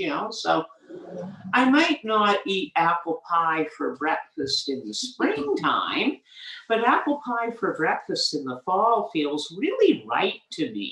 Hey, I'm down. Yeah, and so I tend to have more. Actually, in the fall, I often have more baked goods than I do in the winter time. I want that apple spice cake while the apples are nice and fresh. And the other thing too is that there's so much around that I'm kind of preserving and eating at the same time. So I have all these recipes that are based on. I made jam and I had a little too much to fill. Like I had enough left over that wouldn't fill one jar, but so I'm going to use it up by maybe making um, tarts or turnovers, or maybe I'll include it in I'm slicing apples or peaches and I bought too much. Well, maybe I can do an apple cake, or maybe I can do a peach upside down cake, or so I tend to be baking and cooking with the same foods that I'm frantically trying to preserve because they're all over my kitchen and in danger of rotting. It's time. Yeah. Oh, I hear you. Well, and the easiest way to store it then is just freeze it. Yeah. Easy peasy. I know. I'm excited. I'm excited I'm investing a little bit. Well, I'm gonna fix this. It's my OCD. Sorry. Oh, let's make it a little more. This kind of drags it. There. I don't know. Sorry. Sorry, you were saying though, with like, I was going to be investing in like some freezer bags, so some recyclable, reusable silicone bags. About those. So that way then I can just make the investment once and then I have it for life. Yeah, and they're wonderful. They can hold a full liter each. Okay. So like for making sauces and soups or just storing all of the frozen fruit, I thought that'd be perfect. Cut down on your waste. 110%. Yeah. And honestly, like single-use plastics, ugh. Oh, I know. And unfortunately, especially in this COVID time, I mean, there's even more disposables happening right now. I just wish we were more mindful about it. Where like one thing I think the government should put in is like bins specifically designed for those types of things, like medical supplies. Why aren't those out? Yeah, if it's so dangerous, where are the biohazard bins? I'm quite disconcerted about a few things, and I don't really want to get into it. We're not getting into any of that. Quite frankly, don't know what to make of it. But I have really noticed a rollback in the zero waste approach. Yeah. We're back to a lot of single-use plastic. We're back to a lot of disposal, and it makes me sad. I wish we weren't. But this is one of the things that I'm still being mindful of to like move it forward. Yeah, I use a lot of rigid containers for freezing. I was gonna ask. Okay, so like any kind of Tupperware? Well, actually, my first one is kind of recycled one. So if I buy cream cheese, I buy it in a tub. Yeah. And freeze it, using it for freezing and storing. I buy my honey. I like to buy bulk from the. I get my big jug too. Me too. But if I'm buying honey on the fly in the store, I get it in the glass jars because they're canning jars. Like you can can in them, but the honey is never canned. Okay, the beekeepers fill it and put the lid on. So it's a perfectly good canning jar. So it's a perfectly good canning jar with an unprocessed lid. Awesome. So when I'm calculating in the store, I take $1 off. Like, oh, that's okay, but that's I'm saving $1 by buying that, and now I've got a jar to use. Nice. And so I do a lot of stuff like that. I've been known to put all my groceries in the buggy, go up to the till, run them all through, put them back in the buggy, trundle the buggy out to my car, and then put them in my reusable bags. Yeah. And yes, it's one more step than I would like to do, but I live where I have to take responsibility personally for every bit of garbage that comes into my house. Mhm. There is no garbage truck that comes to the doorway. You know, everything I bring in, I have to pack out. Everything that I buy that I don't use, I have to get it to the landfill site and I have to pay to dispose of it.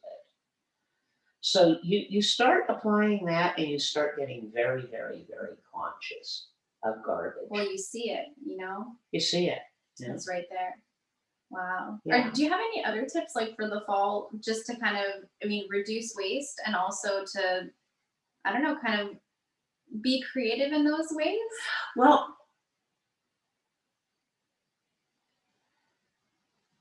fall cleaning is something like we still all indulge somewhat in spring cleaning. I love fall cleaning. But fall cleaning I was a love me some fall tradition. Yeah.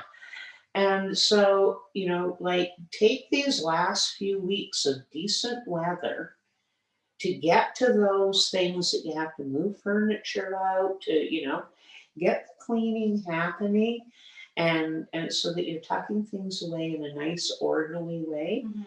And, you know, I don't know, go watch Maria Kondo. I know. Seriously, she's come up so much in my world. Like, so Marie Kondo, for those of you who don't know, she's this incredible Japanese woman who talks about how everything that you have should spark joy. Like this little kid cup that I have that I just think is so cute that I got at Daiso when I was in Vancouver.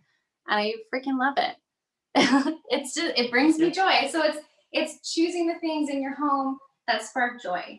Yeah. That bring up that feeling of like, yeah, this is good for my environment. Yeah. So, you know, while you move, you accumulate a lot of stuff in summer, a lot of us. And, you know, if you move into fall, carrying all that stuff, it just weighs down winter. And winter gets heavy enough. So lighten up before you get into winter, before you're stuck in the house with that 3 boxes of clothes that it's now a hassle to get to the I literally thrift shop. just downsized my Just do it. closet. It feels so good. Yeah. It's just like, yeah. Yeah, purge, you know? And you know what's beautiful too? Like this is also a time of like, not to get into any of this, but you know, it's a time of like harvest. It's a time of like celebration. I know that Oma used to talk about her favorite time of year was the harvest party. Oh, I love Halloween. I love Thanksgiving. I love the fall. It's like, yeah, and you know, traditionally, what goes on in the fall is just what we've been talking about. There's all this excess. So what better time of the year to gather your friends and feed the hell out of them? You know, Share. And share and you know, give them each a squash on their way out the door, you know, that way you're not stuck with trying to figure out what to do with all 27 of them. But make it COVID safe right now, so no more than 6 at a time. Yeah. But yes. Yeah, you know, it's a good time to gather. It's a good time to celebrate and to celebrate the harvest, to really feel good about what you've done. Yeah. You know? When I lived up north and we were, keep in mind, this is in Alberta. So, you know, the atmosphere towards cannabis in the 80s and 90s was considerably more restrictive than here in BC. Yeah. And this is up in northern Alberta where, you know, we're talking redneck land, to be just really blunt about it.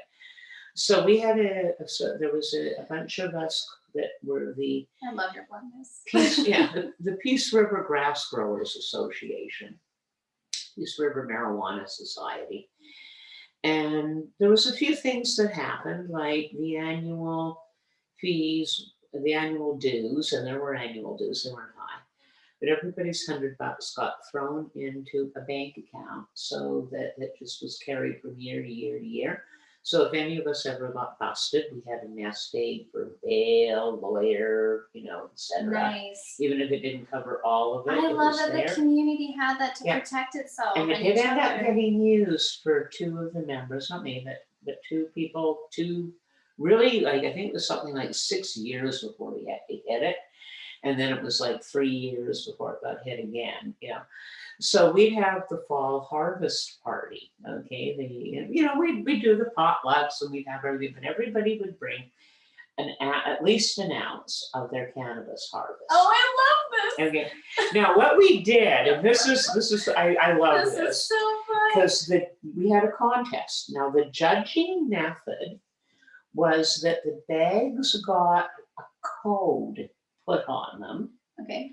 So nobody knew whether that was their cannabis or anybody else's, okay? Like, you know, they got a code and we had it all categorized over here. And we put out a 1/4 ounce of each type.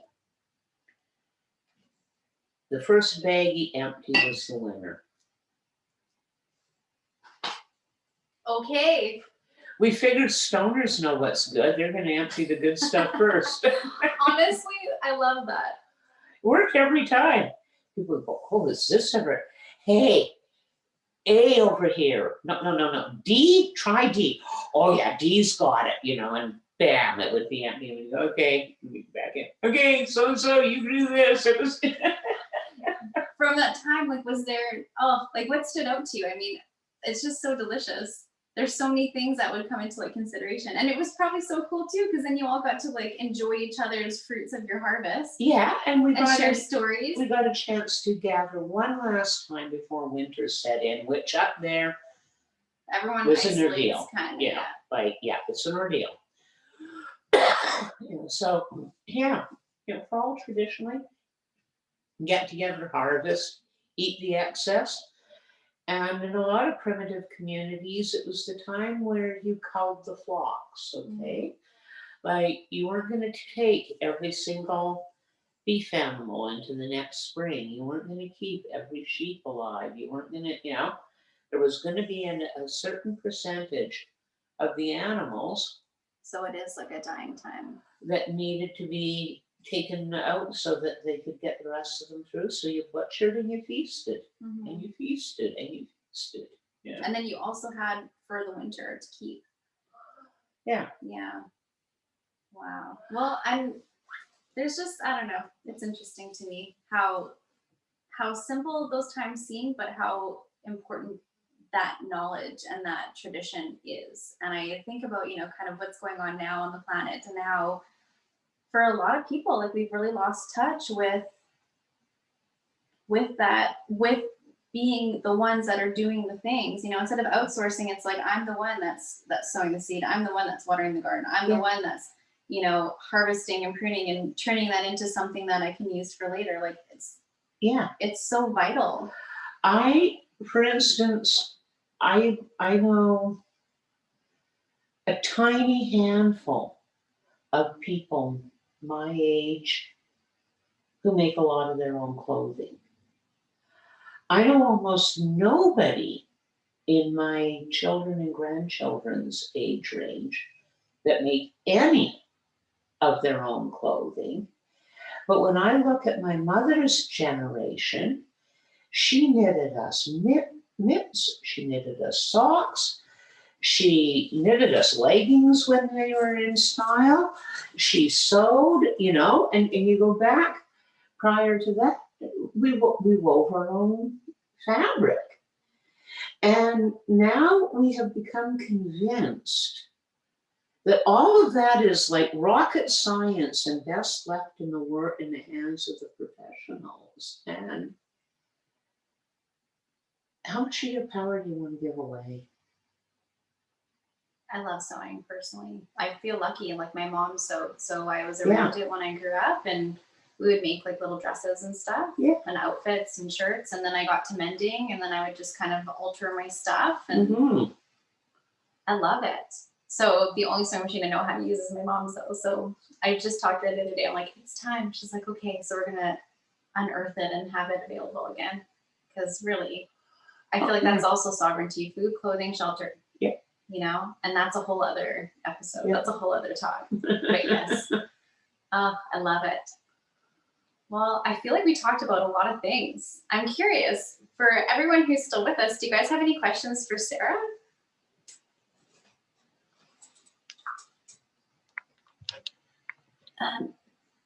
This camera's making me crazy. Not really, but smart. Have it work. Let's try that. Cool. Yeah. I can't read it. Unless I go get my glasses. Oh yeah, okay, Matthew Fernandez, yes. Are there any books that you recommend that we read on any of these topics? If you can't read that, I'll just keep it. No, for astrological gardening, there's a lady, an author, Louise Riotte, Riotte. She's written a bunch of companion planting books like Roses Love Garlic and Tomatoes Love Carrots. I got Carrots Love Tomatoes. Yeah, Carrots Love Tomatoes. Yeah, but you gave it to me. I'm a sort of a gardening. Yeah, now she tried for quite a while to get across astrological gardening to people, and it wasn't flying as well as she thought. Okay. So she broke it down into sort of snappier, trendier things, and those two got those two books got snapped up by the Mackenzie Seed Company as promo books, and that put her on the map. But she also has written planetary planting and astrological gardening, so that's a really good place to start in terms of that.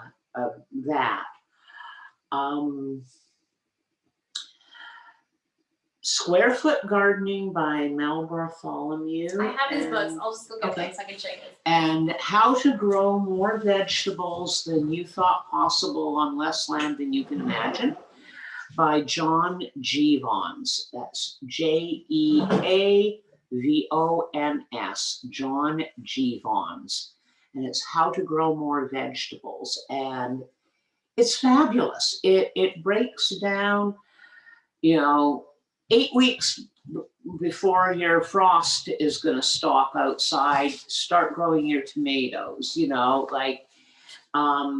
I actually through this is my. I'm just gonna show them these. So Carrots Love Tomatoes, super good. This one's by Louise Riotte. Anything by Louise Riotte is worth the money. And Mel Bartholomew's Square Foot Gardening. And this one is like a retired library book, so I didn't pay anything for this. Yeah, Mel's come out with updates and updates and updates on the book. So, and he runs a whole course in that. So you can almost always find older copies. Now this here is, I refer to that as my Magnus Opus. That is my all-inclusive planting chart.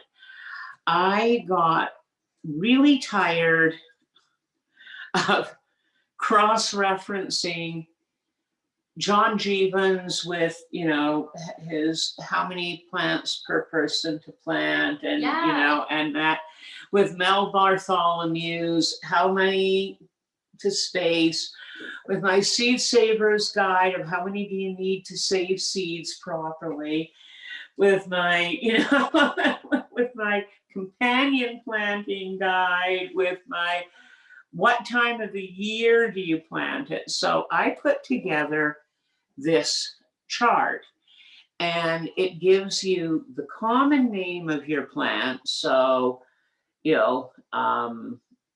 let's see, okay, bush beans, okay? So, and it tells you whether it's an annual, a biennial, or a perennial.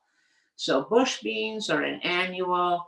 Their Latin name is Phaseola vulgaris. You plant that bean seed a ½ inch deep. You give it 6 inches between each plant. It's going to come up in about 13 days at the maximum. So if it isn't up, it gives you the number of days for germination. So you know whether or not that's rotten or just taking its time.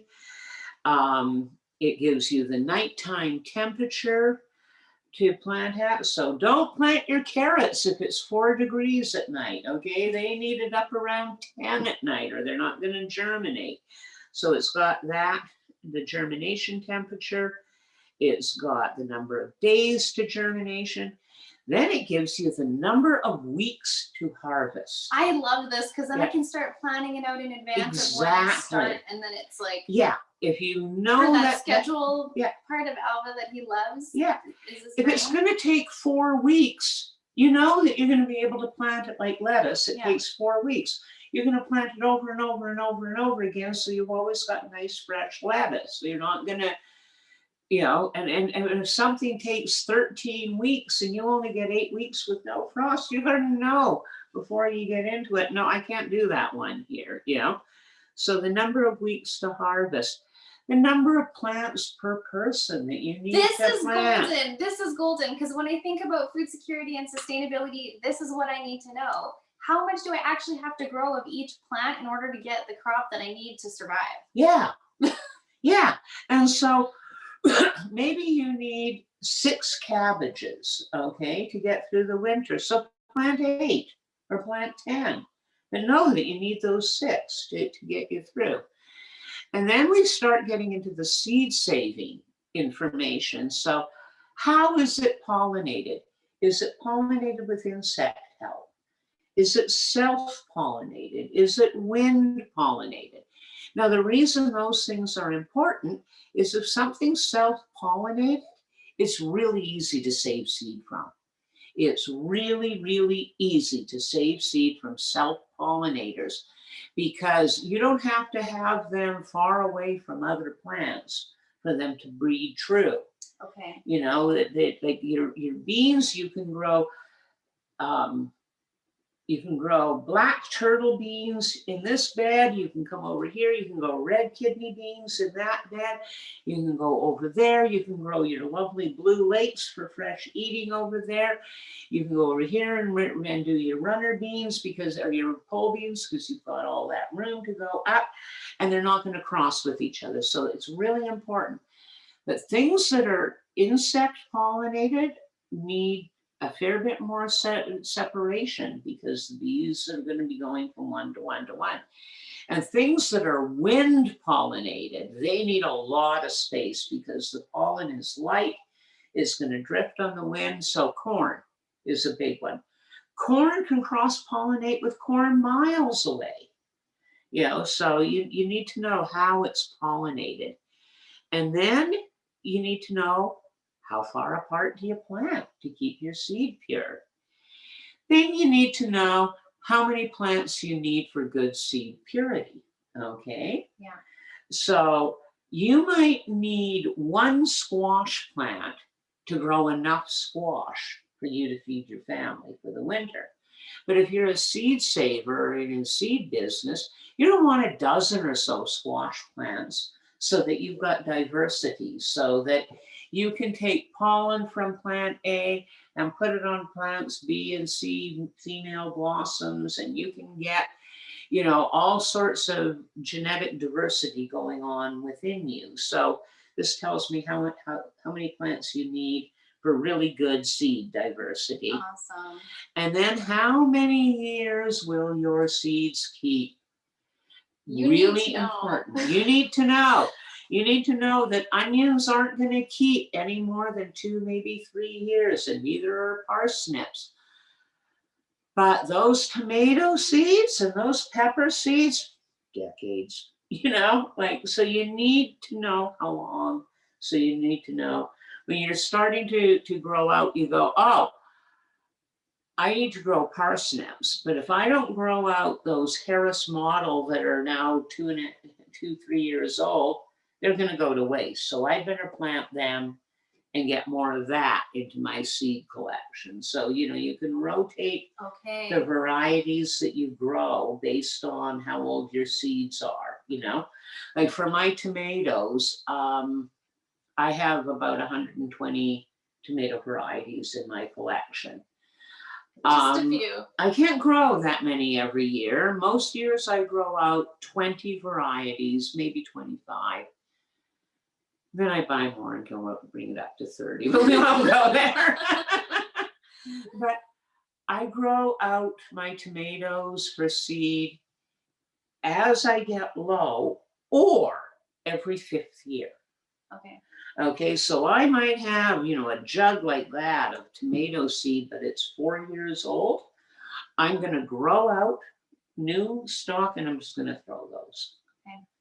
Because you want things viable. So you wouldn't try and like have them grow out in their last year? You would just kind of like let them go? Well, no, I'll grow them out from that. But once I get a new crop, I'll toss those old ones. Gotcha. I don't toss seeds until I've got replacements, but once you've got replacements, toss the old ones and keep the new ones going.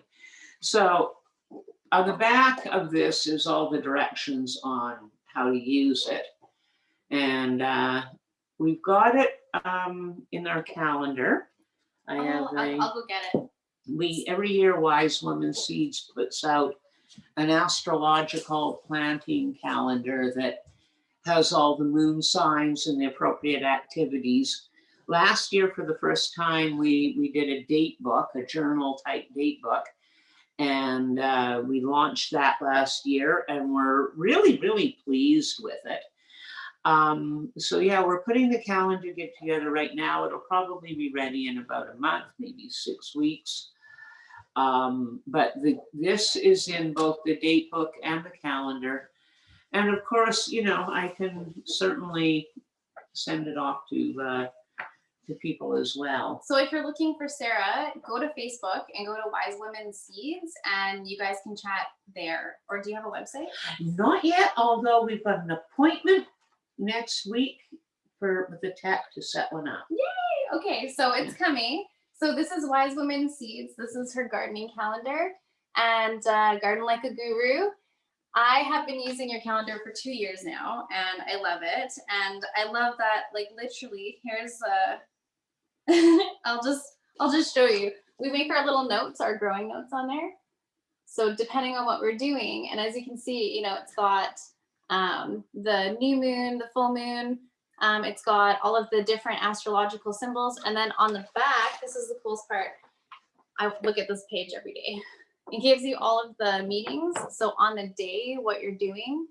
So for me, when you're talking about cycles and like kind of just going with what's going on in the day, one of the things I liked about it is I'm like, okay, I do feel like doing this. Like it was a deleafing day, I think, today and yesterday. Yeah. So I've just been like, okay, just one of my work on that. One of our Wise Woman members, I posted yesterday, like, a variety of things to do. And this is in the calendar. Yeah. So if you guys, if you want one, go to Wise Women Seeds. I want you guys to just know about this because it's literally changed the way I grow and it's been so good. Yeah. And as I remember, Wise Women Seeds, maybe you can tell us a little bit. I mean, you guys are a very small company, but you have a huge seed stock and a lot of variety, like 400 different varieties. Yeah, well, we kind of got going almost by accident because I've been involved with a huge seed swap and exchange that happens every year in the region. I think we're coming up to our 26th this year. Yeah. We were one of the few seed swaps that happened before the COVID lockdown, so I was very grateful. It was like 2 weeks after, I remember. Yeah. It was like bam. The very next week everything was canceled. Oh, was it? Yeah. Wow. Yeah, I did the wellness show, and then the seed swap, and then that was it. Your table at the seed swap. So this is at the Splatson Center, which is in Enderby. It's a beautiful round structure. It's gorgeous. I don't know what you want to share about the actual building because it's incredible. It's absolutely gorgeous. It's built on the Splatson Res right beside the highway, and they designed it to be reminiscent of the traditional kukuli. So it's a round building and it has a green roof. It had not a green painted roof. It has a planted roof that will ultimately, grow and look, it already looks amazing. It's beautiful. And it feels so good. Hugely open inside with a mezzanine up above. It's lovely. It has lots of room for us. But we, about 15 years ago, we realized like the seed swap was getting bigger. I think we broke 1,000 people about over a decade ago. And we realized that there needed to be more than just a seed exchange one day a year. Mm-hmm. That we actually needed to start some sort of seed bank where we could not just save seeds, but that we could actually get people involved in growing out new varieties. So if you've got a farm, if you're a market gardener and your livelihood depends on selling vegetables and you have production in mind. So in the springtime, you buy your seeds and you buy this hybrid cucumber seed because it produces really well and cucumbers are a huge seed crop for you. So, or a huge cash crop. So you buy the hybrid cucumber seed, you plant it, you harvest your cucumber, you turf up the field and you plant something else that you can sell. And then somebody comes along and says, but you don't save your own seed. And you're like, okay, I know this hybrid grows and produces well here. I don't know what heritage cucumber is going to grow and produce well in my field. I just don't know that. Okay. Mm. If I grow my own seed, I have to grow more than I'm currently growing because I have to have enough to save the seed. And then I have to leave it in the ground long enough to harvest the seed. Because you pick a cucumber when it's tiny and tender. Even our big cucumbers that we eat are tiny and tender compared to what they look like when you harvest them for seed. They get as big as a squash. They get big and they get bloated. And it takes, instead of, getting those cucumbers out of there in the late summer, you're leaving them there well into the fall. And so you're giving up a portion of your crop, you're giving up your next crop, and you're not going to switch over on speculation. So you need home gardeners to grow out the heritage varieties, see what does well, figure out what does well, and then grow those out to get that seed acclimatized to the region so that when you give it to the farmer, the very first year he grows it, he's going to have at least a decent crop. Now, we've helped 5 or 6 farms in the area go from hybrids to heritage to saving some of their seeds to complete seed independence. And that's really, really, really important. So we started out with a seed bank and giving people away seeds and it's like a seed library. You can go now, they're doing them as seed libraries and it's great. It's amazing. It's amazing. You literally just select through the catalog. Yeah. Get your seeds, grow them out, and then please bring them back.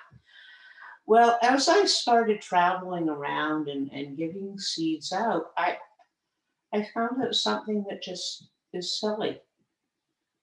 It's easier to sell something than to give it away. So people don't want free seeds usually. It's weird. So there's this thing about this capitalist society that we live in right now, and having the fiat currency and something about the exchange. People they don't value it if they don't exchange. So okay, cool. But also fair exchange is good. Yeah, I think fair exchange, fair value exchange. So I love the idea of seed swapping. That's my absolute favorite. So everybody wins. We started selling the Shuswap heritage seeds at a couple of bucks a piece, and the money went back into buying envelopes and expanding the seed collection and buying envelopes and buying mail out equipment and, et cetera, et cetera. And all of a sudden, one year we realized that this was at the very minimum a part-time year-round job. So at that point, the seed group said to me, just keep the money. Just keep it. You give it to us. We spend it on this stuff that we give to you, and just like keep it. You're good. And we trust you, and it's all good.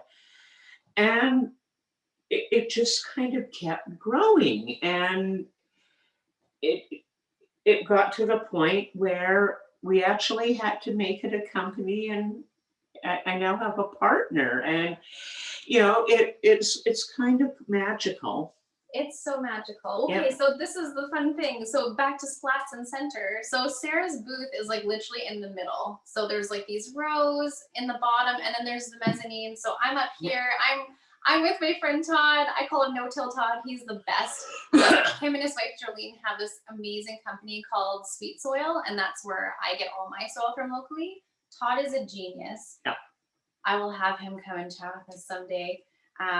But anyways, I'm watching from above your seed, your little table just gets swarmed the entire day. There was like lineups, there was like layers of people. This is again right before COVID. Holy shit. Yeah. Thank God we're okay. Yeah. But it was amazing, and it was interesting to have you. I had a moment where I was like witnessing you in the middle, like talking to people and all these seeds going out. And I was like, this is the best. Like there's so much there. So yeah. So it's kind of grown now. Now we took a right royal shit kicking through COVID. All the seed swaps got canceled. Yeah.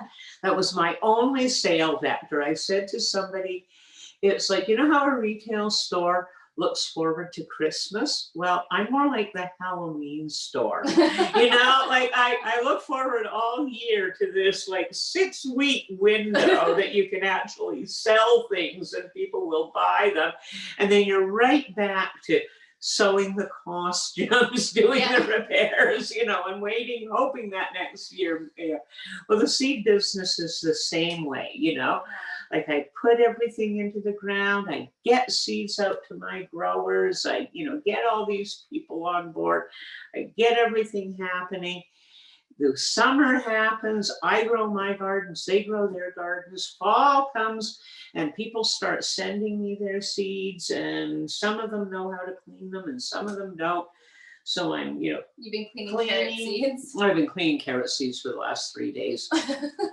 Yeah. Dust in my nose, But then I spend the winter packaging them, labeling them. First of all, germination testing them. So we've got that. So what does that look like for people that don't know? Oh, well, that means I take 100 seeds and I place them out on a paper towel and I scrub them.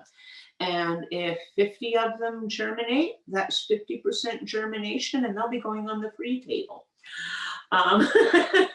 If 75% of them germinate, that's 75% germination. And if they're a biennial, they'll be sold. Otherwise, they'll go on the table. There's minimum requirements for germination of seeds. Like it's actually legislated. Legally, I am supposed to put the germination rate on the seeds. And if I drop below a certain level of germination, I'm not supposed to sell that. Well, and you do, and you don't. And I don't, yeah. And so, I test out the germination, and that means I have to go through all my labels, and at the very least change the germination rate on them. And then, or put them on the free table next year. Yep. And they're gone immediately. Oh yeah, they sure are. And then the seeds get packaged and labeled and sorted, and that takes me right up until like late January, early February, and then they're going into stores and the seed swaps start. And usually at the end of the year, all of my last year's seeds, like, so all of the things that were packaged and sold for last year, they all get put into one box, and they go to all the seed swaps with me, and they get put out at the seed swap tables, but they don't all get put out at one. I give some out at every seed swap, and they're a combination, gift to the seed swap table and business cards for me. So it works really well. This year, I've got so many. I have hundreds of packaged, not sold seeds, and I have no idea how it's going to go. I'm thinking that next year I just am going to have to be incredibly generous at the seed swaps and stuff, because You usually are anyways. I have just a ridiculous amount of leftovers this year. So would it be okay if I invited the audience to contact you in the spring and see if there's any seeds that they can get from you? Yeah, absolutely. I think, but like this year, to get things going, I offered for an entire month, all the seeds that people I mail ordered out were at half price, and it got a lot of seeds out, but it wasn't a good financial decision. I know, but it got a lot of seeds seeds out, out, and Right, Siobhan, she got her seeds from you too. yeah, Yeah. and Siobhan from Blissful Alchemy, she's Yeah. amazing. She is also a wise woman. She's a medicine woman. did you see the poppies she grew They from were my seeds? amazing. I was like, oh my god!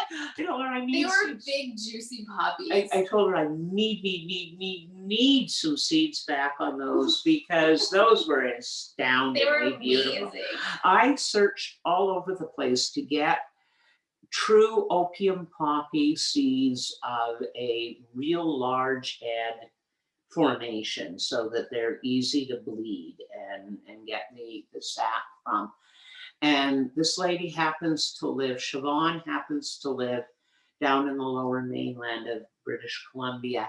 And I'm It sharing could this because not she be posted a better. picture. I'm not like Could outing not be her better. for for growing Yeah. poppy seeds, but Yep. they're amazing. Yeah, they're beautiful. And incredible medicine. Yeah. And I think about like that medicine too at this time. I mean, a lot more aches and pains come up. This is kind of like a death rebirth time. Things kind of break worse down and than regenerate. that, COVID has messed with the entire supply of opiates, and we're seeing the first and the worst on the street level. Oh We my really God. are. Yeah. But no, we are in deep doo-doo. We have depended on shipping everything, including our medicines, and we're in, it's scary. What's even scarier now is the Urban Shaman just got closed, just shut down. Incredible.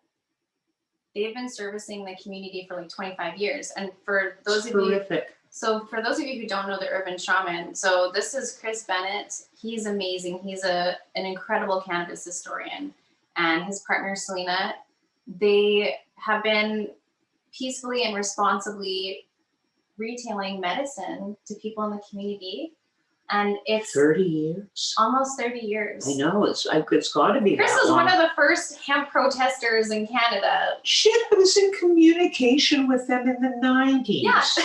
Okay, when I was running my wildcrafting apprenticeship program, Full Tilt Boogie, I was growing San Pedro and a few other things, and I was in contact with the Urban Shaman.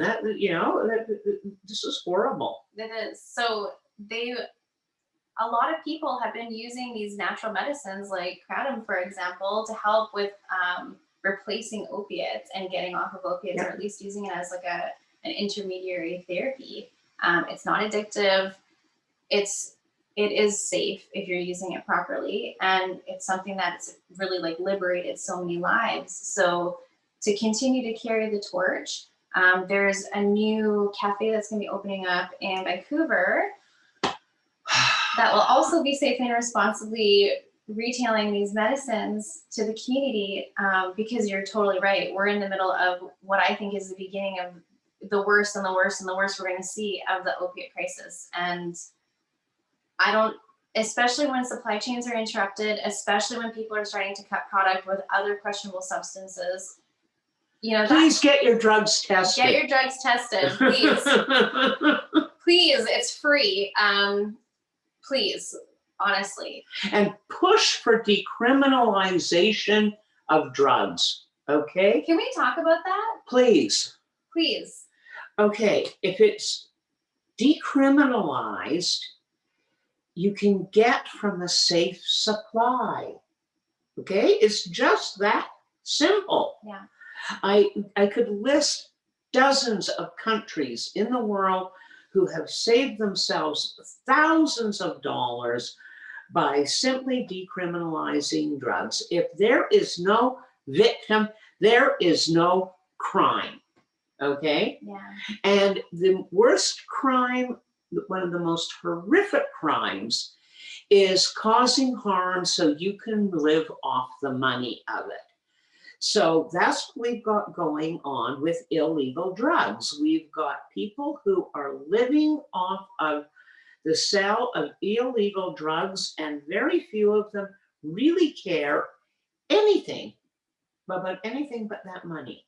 It's not about making sure it's a safe No. product. It's not about caring about the person that's taking it. And unfortunately, a lot of the people, it's about the bottom line. Yeah. But there are a few, and that's where, you know, there are a few gems that are retailing safe medicine. Yes. Medicine that's been lab tested, medicine that's been grown and produced by people that Yes. have the intention to put medicine out there that's going to be helpful for Absolutely. the person that's receiving it and keeping that person in mind. I had, when my kids were in their teens, I had so many conversations with parents who basically started with, look, I know you smoke pot and I don't want my kid is, and I don't want you selling to my kid.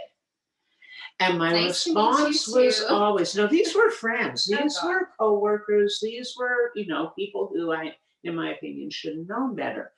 And I would immediately come back with, so they got a safe dealer out on the street that you're going to be 100% okay with? And they would stop and go, well, I don't want them smoking pot. Well, do you want them smoking pot, or do you want them smoking pot laced with Christ knows what? Well, or like the... Or grown God knows how. I'm trying to remember what it's called. There was spice. There was people buying spice because it's apparently THC free or something. And it was like hurting a lot of people. So yeah. So this is where, you know, I think that there can be like a peaceful intersection when you're talking about decriminalization, because there can be organizations like the Compassion Club Society, the British Columbia Compassion Club Society, where you literally have a not-for-profit, and the intention is to safely and responsibly retail these medicines to people in the community that qualify medically. And traditionally, we've been able to do that through a Section 56 exemption. So that's starting to happen now with psilocybin, which is exciting. And I know that MDMA is now like almost ready for market, which is exciting as well. So these, and ketamine is, you can prescribe for it now. But no drug should be criminalized, okay? I agree. Like if you're addicted to heroin, you got there somehow, okay? And you probably got there because of pain. Yeah. And heroin's not the problem. The illegality is the problem. And people don't usually die from well-produced, carefully administered, properly taken heroin. I didn't know that. No, they don't. I mean, heroin addiction is one of the most functional addictions going. There are so many heroin addicts that get up and go to work every day. They actually do better in a lot of ways than alcoholics. Okay, they often don't have the rage outbursts and the blackouts, etc., that alcoholics do. They are using their heroin to manage their pain, usually because they can't get morphine on a prescription anymore. Wasn't it funny that our friend the other day called opium poppies poor man's heroin? And they are. That's what laudanum, the first step is laudanum, which is the sap in an alcohol. You're just extracting it. Then you refine it. You can get morphine, you can get heroin, you can get all sorts of stuff out of it. But if a person needs a painkiller, what is the point of holding it back? What is the point of denying them a prescription for their painkiller? Well, they have prescriptions. But what is the why would anybody be on the street buying street opiates if they could get legally produced good clean opiates? They wouldn't do it. They would go to a drugstore, they would buy their good opiates. They wouldn't take the chance. And why should it be illegal? Well, I think about this like when we're talking about these other plant medicines or the fungi kingdom, you know, like these amazing cubensis. Yeah. It blows my mind. And a lot of these are very safe and gentle. Yeah. So, you know, for example, like with, you know, urban shaman, they have been helping people live a better quality of life with safe medicines. Yes. Discreetly and wonderfully. And the only reason I'm talking about it is because they have like closed. Unfortunately, Health Canada came after them, which fucking sucks. It's horrible. Yeah. My heart's just broken. I could go into a million pieces with that one, but Well, my heart goes out to you guys. Honestly, Chris, Selena, it's not right. It's not right. We love you. It's wrong, and we will stand behind you any way you need us to. Yeah. Really, like you have run a fabulous, fabulous service for decades, and there's just no words for the depth of frustration and anger that I'm feeling. And like, I'm so sad for that community. You know, a lot of these people aren't able to have mail order. You know, being able to have something local and available was really helpful. So I know that this new cafe that's going to be opening right away is going to help fill that gap, which I'm grateful for. I'm so grateful. Well, good, because I'm all geared up to do a big kratom self-discovery journey. Okay. Yeah, my MS has taken, as you know, it's been ramping up a little bit, and I've been tap dancing to keep on top of, you know, all of the various needs, and I'm finding the energy drain and the physical discomfort drain. Yeah. I need to add something to the mix, and kratom has been, after years of research, because, you know, I've been keeping my eyes on options all along, and it's one that I'm feeling very, very positive about, and I can't imagine who I would go to except my trusted friends at the Urban Shaman. Yeah. I know.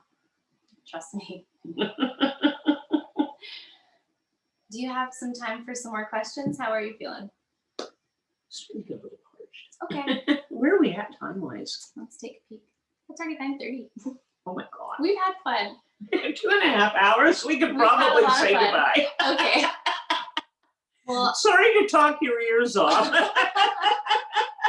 I hope you're all enjoying this. I know we are. And it's been so nice to spend time with you and talk with you and connect about all these different things. I mean, every time I see you, I learn so much every single time. So thank you so much for sharing with I've us. had a wonderful evening. This has been fabulous. And you're all great. You're all absolutely wonderful. I really, you know, I'm so excited to see Selena's stuff grow and expand, and you know, it feels good to connect with people who can understand how sad we can feel about the Urban Shaman and Chris and what's happening, and people who might help us get the news out there. They get your drugs tested. Please. They've got stuff. They're cutting it with shit now that naloxone won't even save your friends. Okay, get your drugs tested. Please get your drugs tested. And if you want to share some love to the Urban Shaman, consider going for a wonderful retreat weekend at their newer project called the Soma Institute. It's beautiful. It is amazing there. Tell us about it. It's gorgeous. There's all these little freestanding buildings, so you know you've got nice cozy little places to stay. It's got a teepee, it's got a hot tub, it's got the most amazing, amazing greenhouses, and they've been growing some beautiful entheogens in there. Yes. Just amazing, and they've done They're a lovely huge. job of natural finishes and all wood, and they've discovered that despite those groundhogs being just adorably cute in the springtime, that they couldn't let them live in the yard after all. Oh my God. And they Um, got Mac. So their dog Mac, he is Yeah. a gem. He's the guard He- dog on duty. But he's such a gentle It's beautiful. It's near Princeton. It's not hard to get to from Vancouver. It's not even shorter than getting to the Okanagan. Yep. And it is lovely. Right beside the Kettle Valley walking trail. So you can go for nice long walks and not see anybody else or worry about COVID or anything. Yeah. It's a magical place. It's so magical. It's so special. So if you guys want to share some love with them, please even just, reach out, tell them that they're amazing, and just thank you for all of your dedication to helping people heal and continuation of that. So being mindful of your time, and also we haven't done the meditation yet. Are you cool to do a quick meditation and then we'll wrap it? If you need to walk around while I do this, that's oh no, fine. I need to lay back and enjoy. Okay.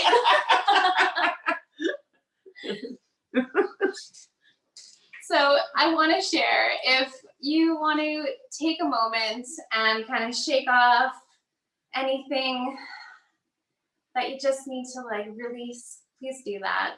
Move your body a little bit. I know I love a little bit of water before meditation, so I'm going to have a few sips. And if you're joining us in sesh, please, by all means, enjoy your medicine. So whether that's, a joint like what Sarah and I have been enjoying, or enjoying, or, some tincture, some oil, an edible, taking a capsule, even using a topical lotion. I know after this, I'm going to put some topical on my shoulders. I've got some for us so we can enjoy.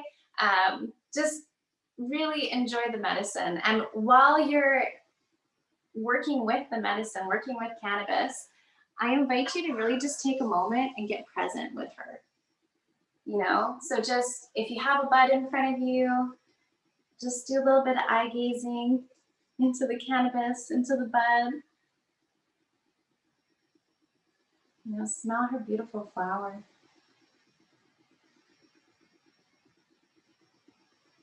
And just take a moment to really connect. Smell her. If you're looking at a bottle of CBD, that's okay too. However you feel like connecting, please do. But essentially what I do is I hold her in my hand, or I look at her on the stem, or, I'll grind her up and I'll smell. If you've got a drop, if you want to have a little bit on the palate, or if you just want to imbibe the medicine and then just enjoy the flavors and the tastes that are coming up.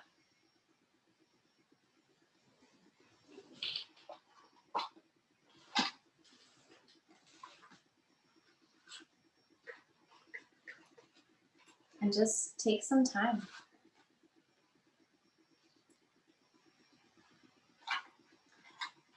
And I invite you to invite cannabis to take you on a journey and to teach you about the fall time, to teach you about this very special time of year when the harvest is full and she is at her full maturity and she is just enjoying and reveling and being live and at her peak potential. All of her resin glands are they're so swollen and happy and just so full of medicine and the good stuff for people. She's a very juicy goddess, I'll say that.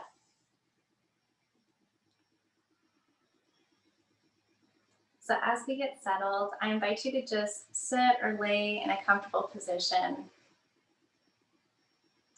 When you're ready, I invite you to close your eyes and take a few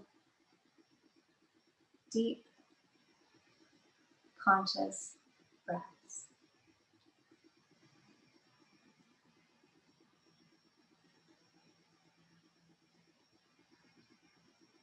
Smelling her flower,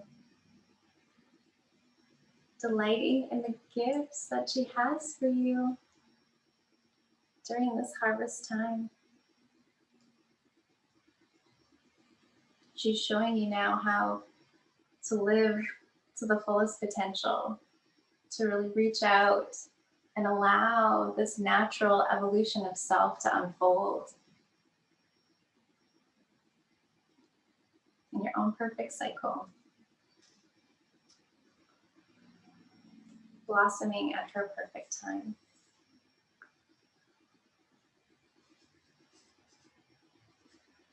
We got giggly Sarah here.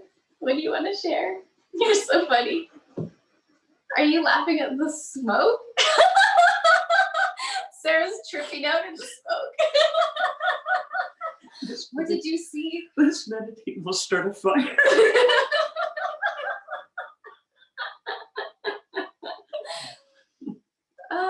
You better put this up and actually get down to meditating. Enjoy medicine, Sarah. Enjoy medicine.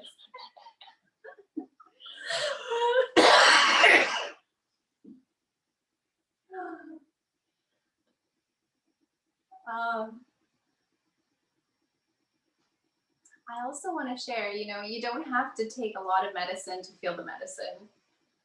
That's one of the things I love about her as a flower is like literally you can modulate with just a few smells. Like I'm buzzing. She's just so incredible.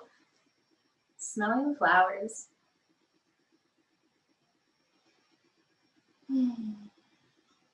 She's inviting you to smell her flowers.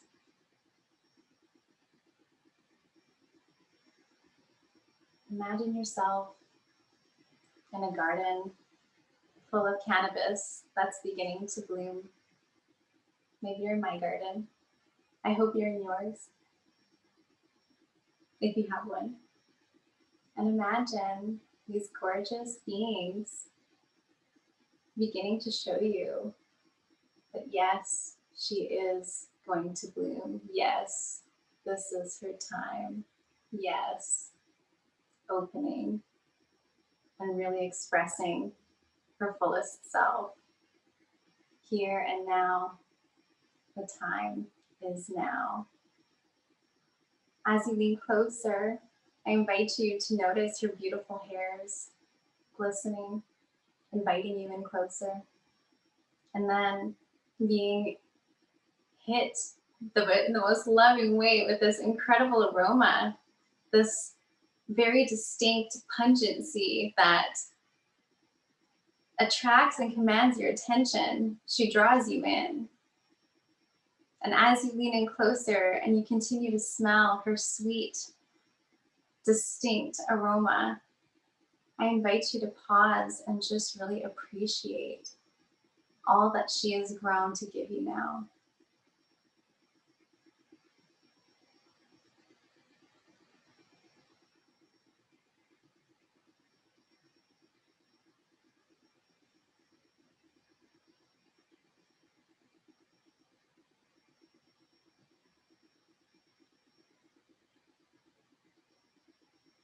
She humbly does this year after year, cycle after cycle, lifetime after lifetime, gifting forward a better life for you as you help her grow the best life that she can have for her in a garden tended by somebody who loves her, surrounded by her sisters who are also singing now.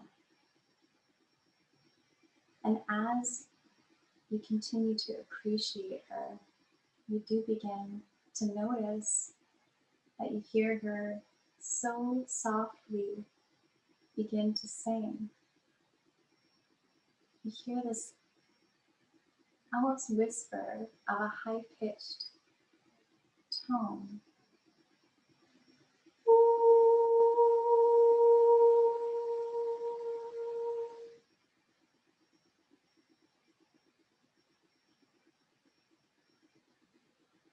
moving through you, calling to you too, communicating with you, letting you know it's almost time. And in her beautiful wisdom, this divine wisdom of eons and eons of growth, regeneration, you notice that that flower comes at the cost of old leaves beginning to curl and brown, yellowing, dropping off her body effortlessly. A gust of wind, a rustle of the body, movement, moves those old dying leaves to fall naturally on the ground and begin to feed the soil. A promise for a rich and nutritious next cycle, feeding all of these different organisms in and around the plant.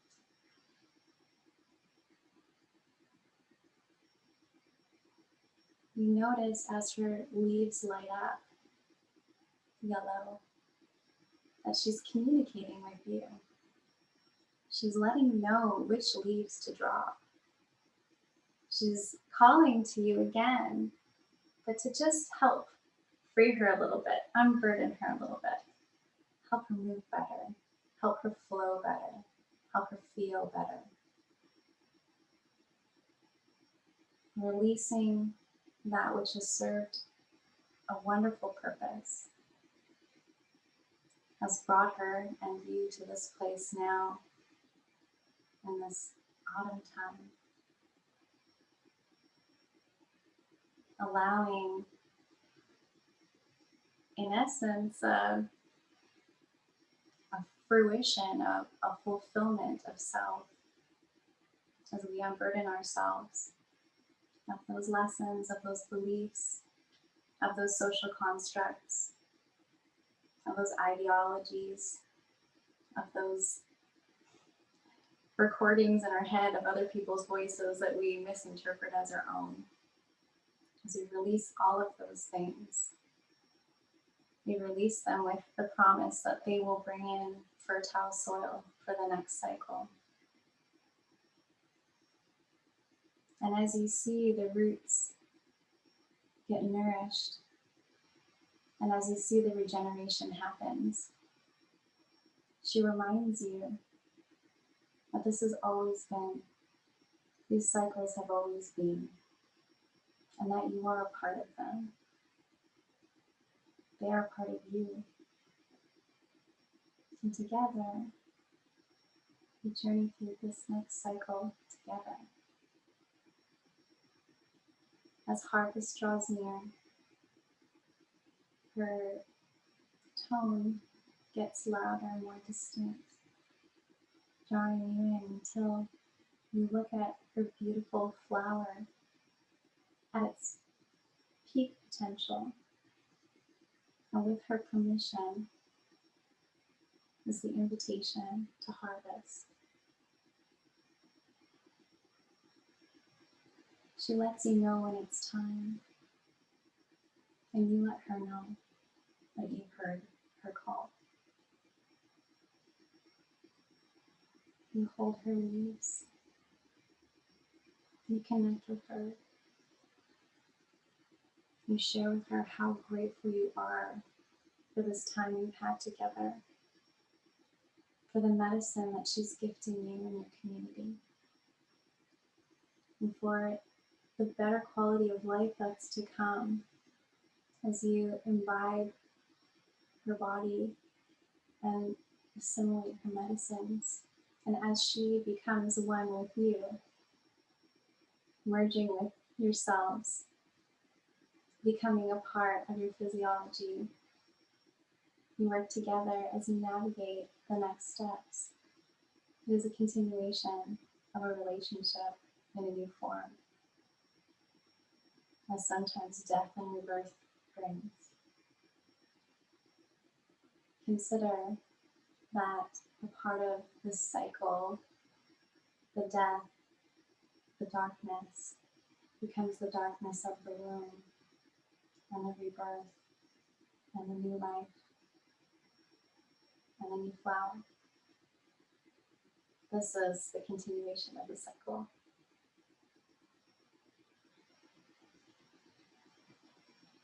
Feel into that for a moment.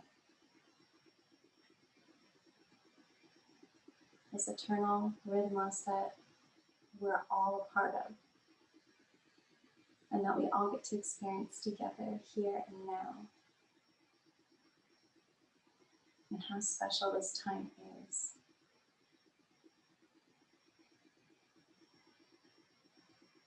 The harvest. The preparation for the next. The security. The accessibility. The health. And the well-being. Take a moment to thank Cannabis again for all that she has gifted you. And know that she thanks you too for helping to spread her love all over the world. One joint, one drop of CBD oil, one topical, one suppository at a time, one trichome at a time. And not only does she bring medicine, but she brings joy as medicine. So the laughter, the tripping out in the smoke, all of those things. She reminds us that even in some of the darkest times, there was always that flicker, that flame of light, and it resides in your heart.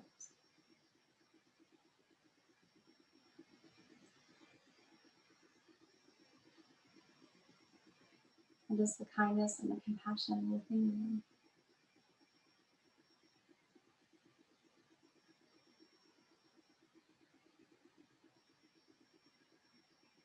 And it's the community that you're a part of, outside of you, that you help co-create with your presence. And our beautiful friend Cannabis is like the mycelial network, bridging worlds, bridging people, bridging lifetimes.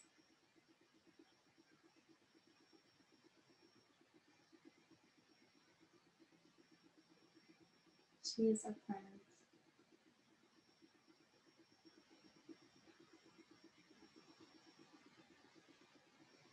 And I know we're all so grateful.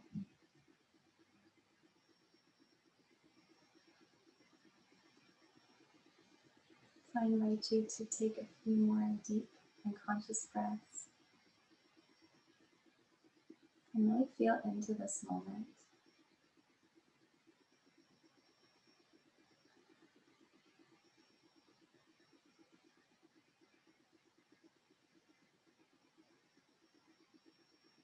Feel Cannabis breathing with you.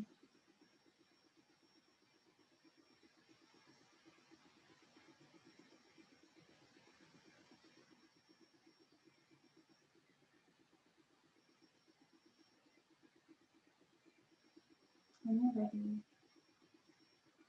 I invite you all to enjoy and come back into this space. I always like to go towards green things, so I'm looking at my beautiful green plants.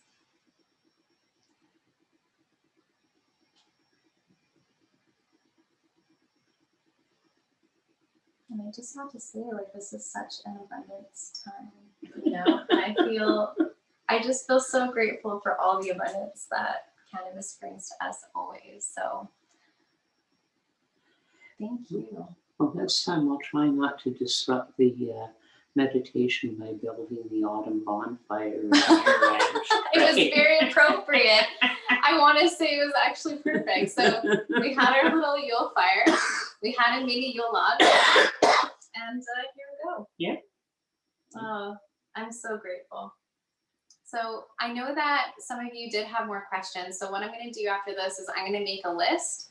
And would you join us for another episode sometime soon? Yep. So I will ask Sarah those questions, and I'll be more conscientious of focusing on the questions as they're coming in. But this conversation has just been wild. It's been all over the place. Oh, we've been everywhere. And it's what we do. Yeah, it's fine. No roadmap. We're Geminis.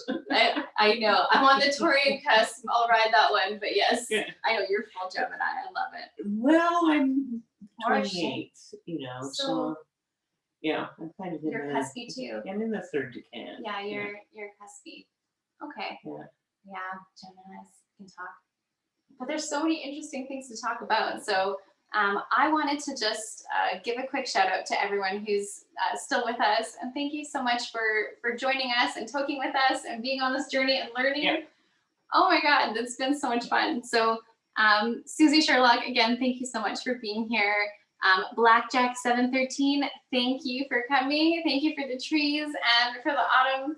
I also want to say thank you to Canna Baker for joining us. Just thank you so much. Catamama, I'm high-fiving you. Blessings, and thank you so much. I'm so grateful. I'm so grateful. Thank you. Rare 710, thank you so much. It's so good to see you. And thank you for the love. Like, love's right back to you. Like, honestly, it's my delight to have you here and to share what you know with everybody. So thank you. Oh, well, I enjoyed it too. It's been a great time. So good. So thanks for joining us, JC. Yeah, you do need to get some of this, bud. This is some good stuff. So if you're looking for genetics, hit up Sarah Bradshaw on Facebook, Wise Women Seeds. And then, Yeah. we'll hook you up. It's a constant changing, supply. Like, That's how it is. it's just how it is. But yeah, get in touch and we'll see what we can do. Here we go. Oh, legalized. Thank you too. Kathy Yellow Warrior. Thank you for joining us. I'm really glad that you enjoyed the talk. That's so good. Hashberg, thank you. It's also a great show because you joined us, so thanks for being here. Shanzo, I hope I'm saying that right. She is a wise woman. Hell yeah, she is for sure. Yes, you are. Thank you. I'm just taking a look. Cyclic Vibrations. Oh, you can find the table if you hit up Sarah Bradshaw on Facebook at Wise Women Seeds. If you just send her a quick message, you can get that. Oh, that planting guide and that? We send it out free if you order seeds. We send the planting guide free out if you order seeds. It's also in the calendar. Oh, this planting guide. So this comes free if you order seeds. So and if you want a laminated one, it's $5. What did you call this? Your lexicon? Oh, my Magnus Opus. Her Magnus Opus. My great work. Actually did take 3 years and 7 different resources to produce this. Okay. Thank you for everybody here, and thank you so much. I made so many versions before I got to this. I've seen the versions. Yes, she has. White Feather Grow, I want to say cheers to you too. And Diego P, yeah, that is a freaking sweet chart. So that has helped me, and I'm such a geek. I'm so excited to start planning the next season, because it tells me how many plants I need, how far to space them, and then because I know my square foot of my garden now, I literally just square foot garden the whole thing. Yeah, and so if you're gonna just buy one book to learn gardening or to use around gardening, I'd suggest either Square Foot Gardening or by Mel Bartholomew, or How to Grow More Vegetables by John Jeevons. Okay, this one. They'll really get you going. Yeah. Yes. You'll buy more. Yes, you will. And you'll trade them and you'll give them away. There was a book that you had years ago at our dispensary. It was a pest control book. Oh, no, that's a $250 reference book. It was And amazing. It's, yeah, it's about It was amazing. Pest control, natural pest and biological control of diseases of hemp and cannabis. Yes, Yeah. that one, and the medical and indoor outdoor growers guide by George Cervantes or Jorge Cervantes. Yeah. So good. Yeah. That one's my Bible for real. It's called the Medical Growers Bible. That one's awesome too. Or Oh, there it is. That's the one. Marijuana Horticulture. I literally have it so I can just like lounge read. Marijuana Horticulture by Jorge Cervantes. Such a good book. You can get old copies that for next to nothing. Like, it's like a field guide. He updates it frequently, which means he adds new stuff, but it doesn't mean anything in the old shit's wrong. Well, I was having fun reading more about bubble hash, and I'm really excited because I personally have never made bubble hash. I've purchased it, I've been gifted it, but I've never made it. Well, do you want to teach me how to make it?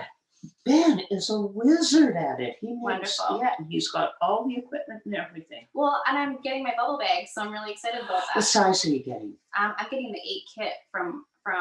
No, but what size bag? I'm getting 8 different. Oh, the size bag. Yeah. I was gonna get it like just like in like a 5 or 7 gal. The bigger, the better. Yeah. Yeah. Okay. Yeah. Like what? Like, don't get the little ones. Oh God, no. Get at least like the size you're talking to or bigger. Okay. I was just thinking for like discreet, easy. Well, at the bazaar we had the garbage can sized ones. I love that. And then you get the rollies on the bottom. It's so much easier to transport. Well, and it actually, a little bubble hash kit, like, you don't get much. Like, you're using like shake and all sorts of stuff, and the actually. But I want to take my flower buds and I want to process them, and I want to see what I get. Yeah. So you need a lot of ice cubes. Oh yes. Yeah. Continual supply. Yeah. Oh, have you got an ice cube maker? I do in my fridge, but I was also, Marcus had this video from a few years ago that I stumbled upon, and he was using snow. Yeah, I was like, that's cool. So maybe in the dead of winter. Yeah. It'll be like a February project. We used icicles. Perfect. What do you gotta do? There's lots of them, It's like they're there. Like, we're freezing ice. Wait a minute. Thank you, nature, for providing everything I need. Totally. So yeah, amazing books. And then, sorry, there's Diggity Dank. I wanted to say hey to you. Thank you so much for joining us. There was a couple of names that I missed, and I just wanted to make sure I got everybody. And David Hall. And yeah, you're so right. Marcus is the wizard of bubble hash making. So I've been going back through his old videos, and I've been having a blast. Yeah. There's so much knowledge there. I'm sure that it was probably his old videos that Ben and Ben got going on 110%. way back when. I am sure. I guarantee it. Like they went through many iterations before they, got it down pat. But yeah, we're never without decent bubble hash. So I'm excited to get on that train. And I mean, you guys have seen all of my gorgeous girls in the backyard. So I'm going to have half of it that I'm going to keep as flour, and then the other half I'm going to process. Yeah. And see what I get. Another thing that's really good about bubble hash is, you clone a mom and you clone her and clone her and clone her. But then when you go to grow her out, you're not going to get good bud production. Yeah. But grow her out anyway and bubble hash. Because you get lots of bud, but it's just all monkey puzzle. It's so hard to trim. Right. It's there, so and it's easier, but oh my goodness, we have gotten wicked bubble hash from the mums that we, okay, well, let's just grow her out, stick her in the corner of the room on the next show and let her go. And makes wonderful bubble hash. Okay, well, thank you for that. I appreciate the pro tip. I'm like, awesome. Nice. Oh, John, I'm glad you're here with us. You too, Susie. And yeah, the icicles thing, that's hilarious. You got to improvise. It's all good. So yeah, Amazing, amazing. I mean, I feel like we could talk for a long time. We have, and I want to thank all of you again for joining us. And I also want to say a very special thank you to Marcus for inviting us to do this on Yes. Bubble Band's World. Thank you. Thank you so much. Thank you, Marcus. So grateful. So my request is next time, if we can put some questions in there, I'm gonna be more mindful, and we'll get them answered for you. And if in the meantime you wanna hit us up, they can find you on Facebook at Wise Women Seeds. Yep. They can find, you guys can find me at floweroflifecannabis.com. I've got all my hashtags and stuff in the link below the video on YouTube. So if you're watching it there, that's where it is. But essentially on Instagram, I'm Selena Sativa. So if you want to message me, I'd love to chat with you.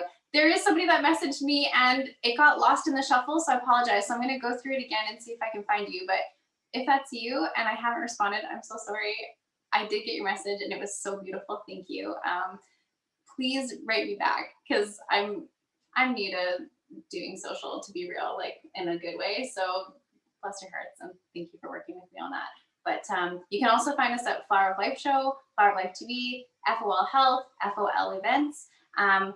Flower of Life is my baby.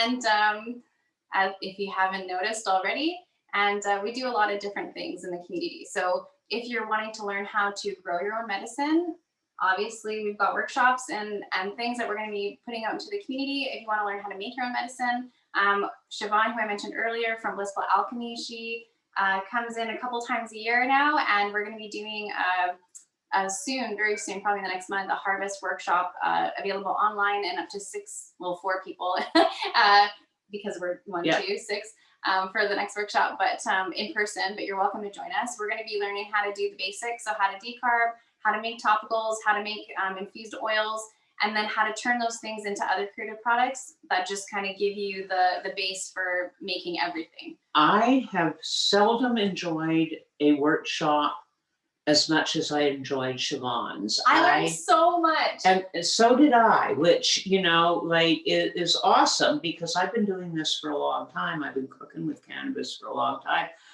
But some of the pro tips she showed, some of the nice little time and money saving hacks, her presentation, her products, I can't say enough good things about Blissful Alchemy and what can happen there. So, we love, you know, if you can't attend in person, sign up and watch, because goodness, she's worth every nickel you'll give her.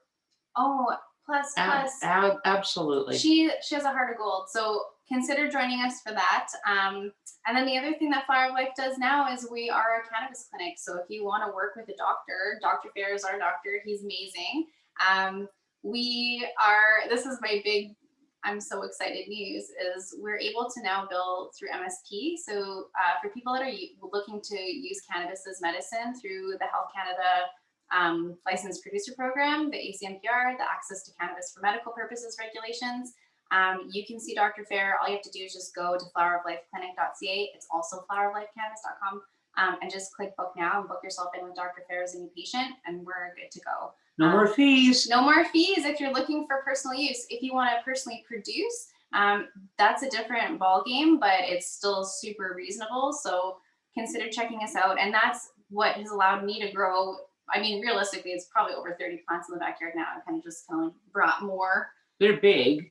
They're big, and they're kind of, They're big. I'm not sure there's more than 30. They're big. Okay, so we did plan for 30, so there's for sure 30 with a couple in a couple of pots. But we are going, there's so many cool things. So anyways, the reason I'm able to legally do that is because I have a license. So if you want a license, essentially just go to our clinic, because it's available if you want it. Otherwise, I really want you guys to consider planning out, or at least getting excited about the potential of thinking about your garden for next year. What seeds are you saving now, and where in your garden do you want to put things? That's also a really important thing, and we'll get into that another day. Oh yeah.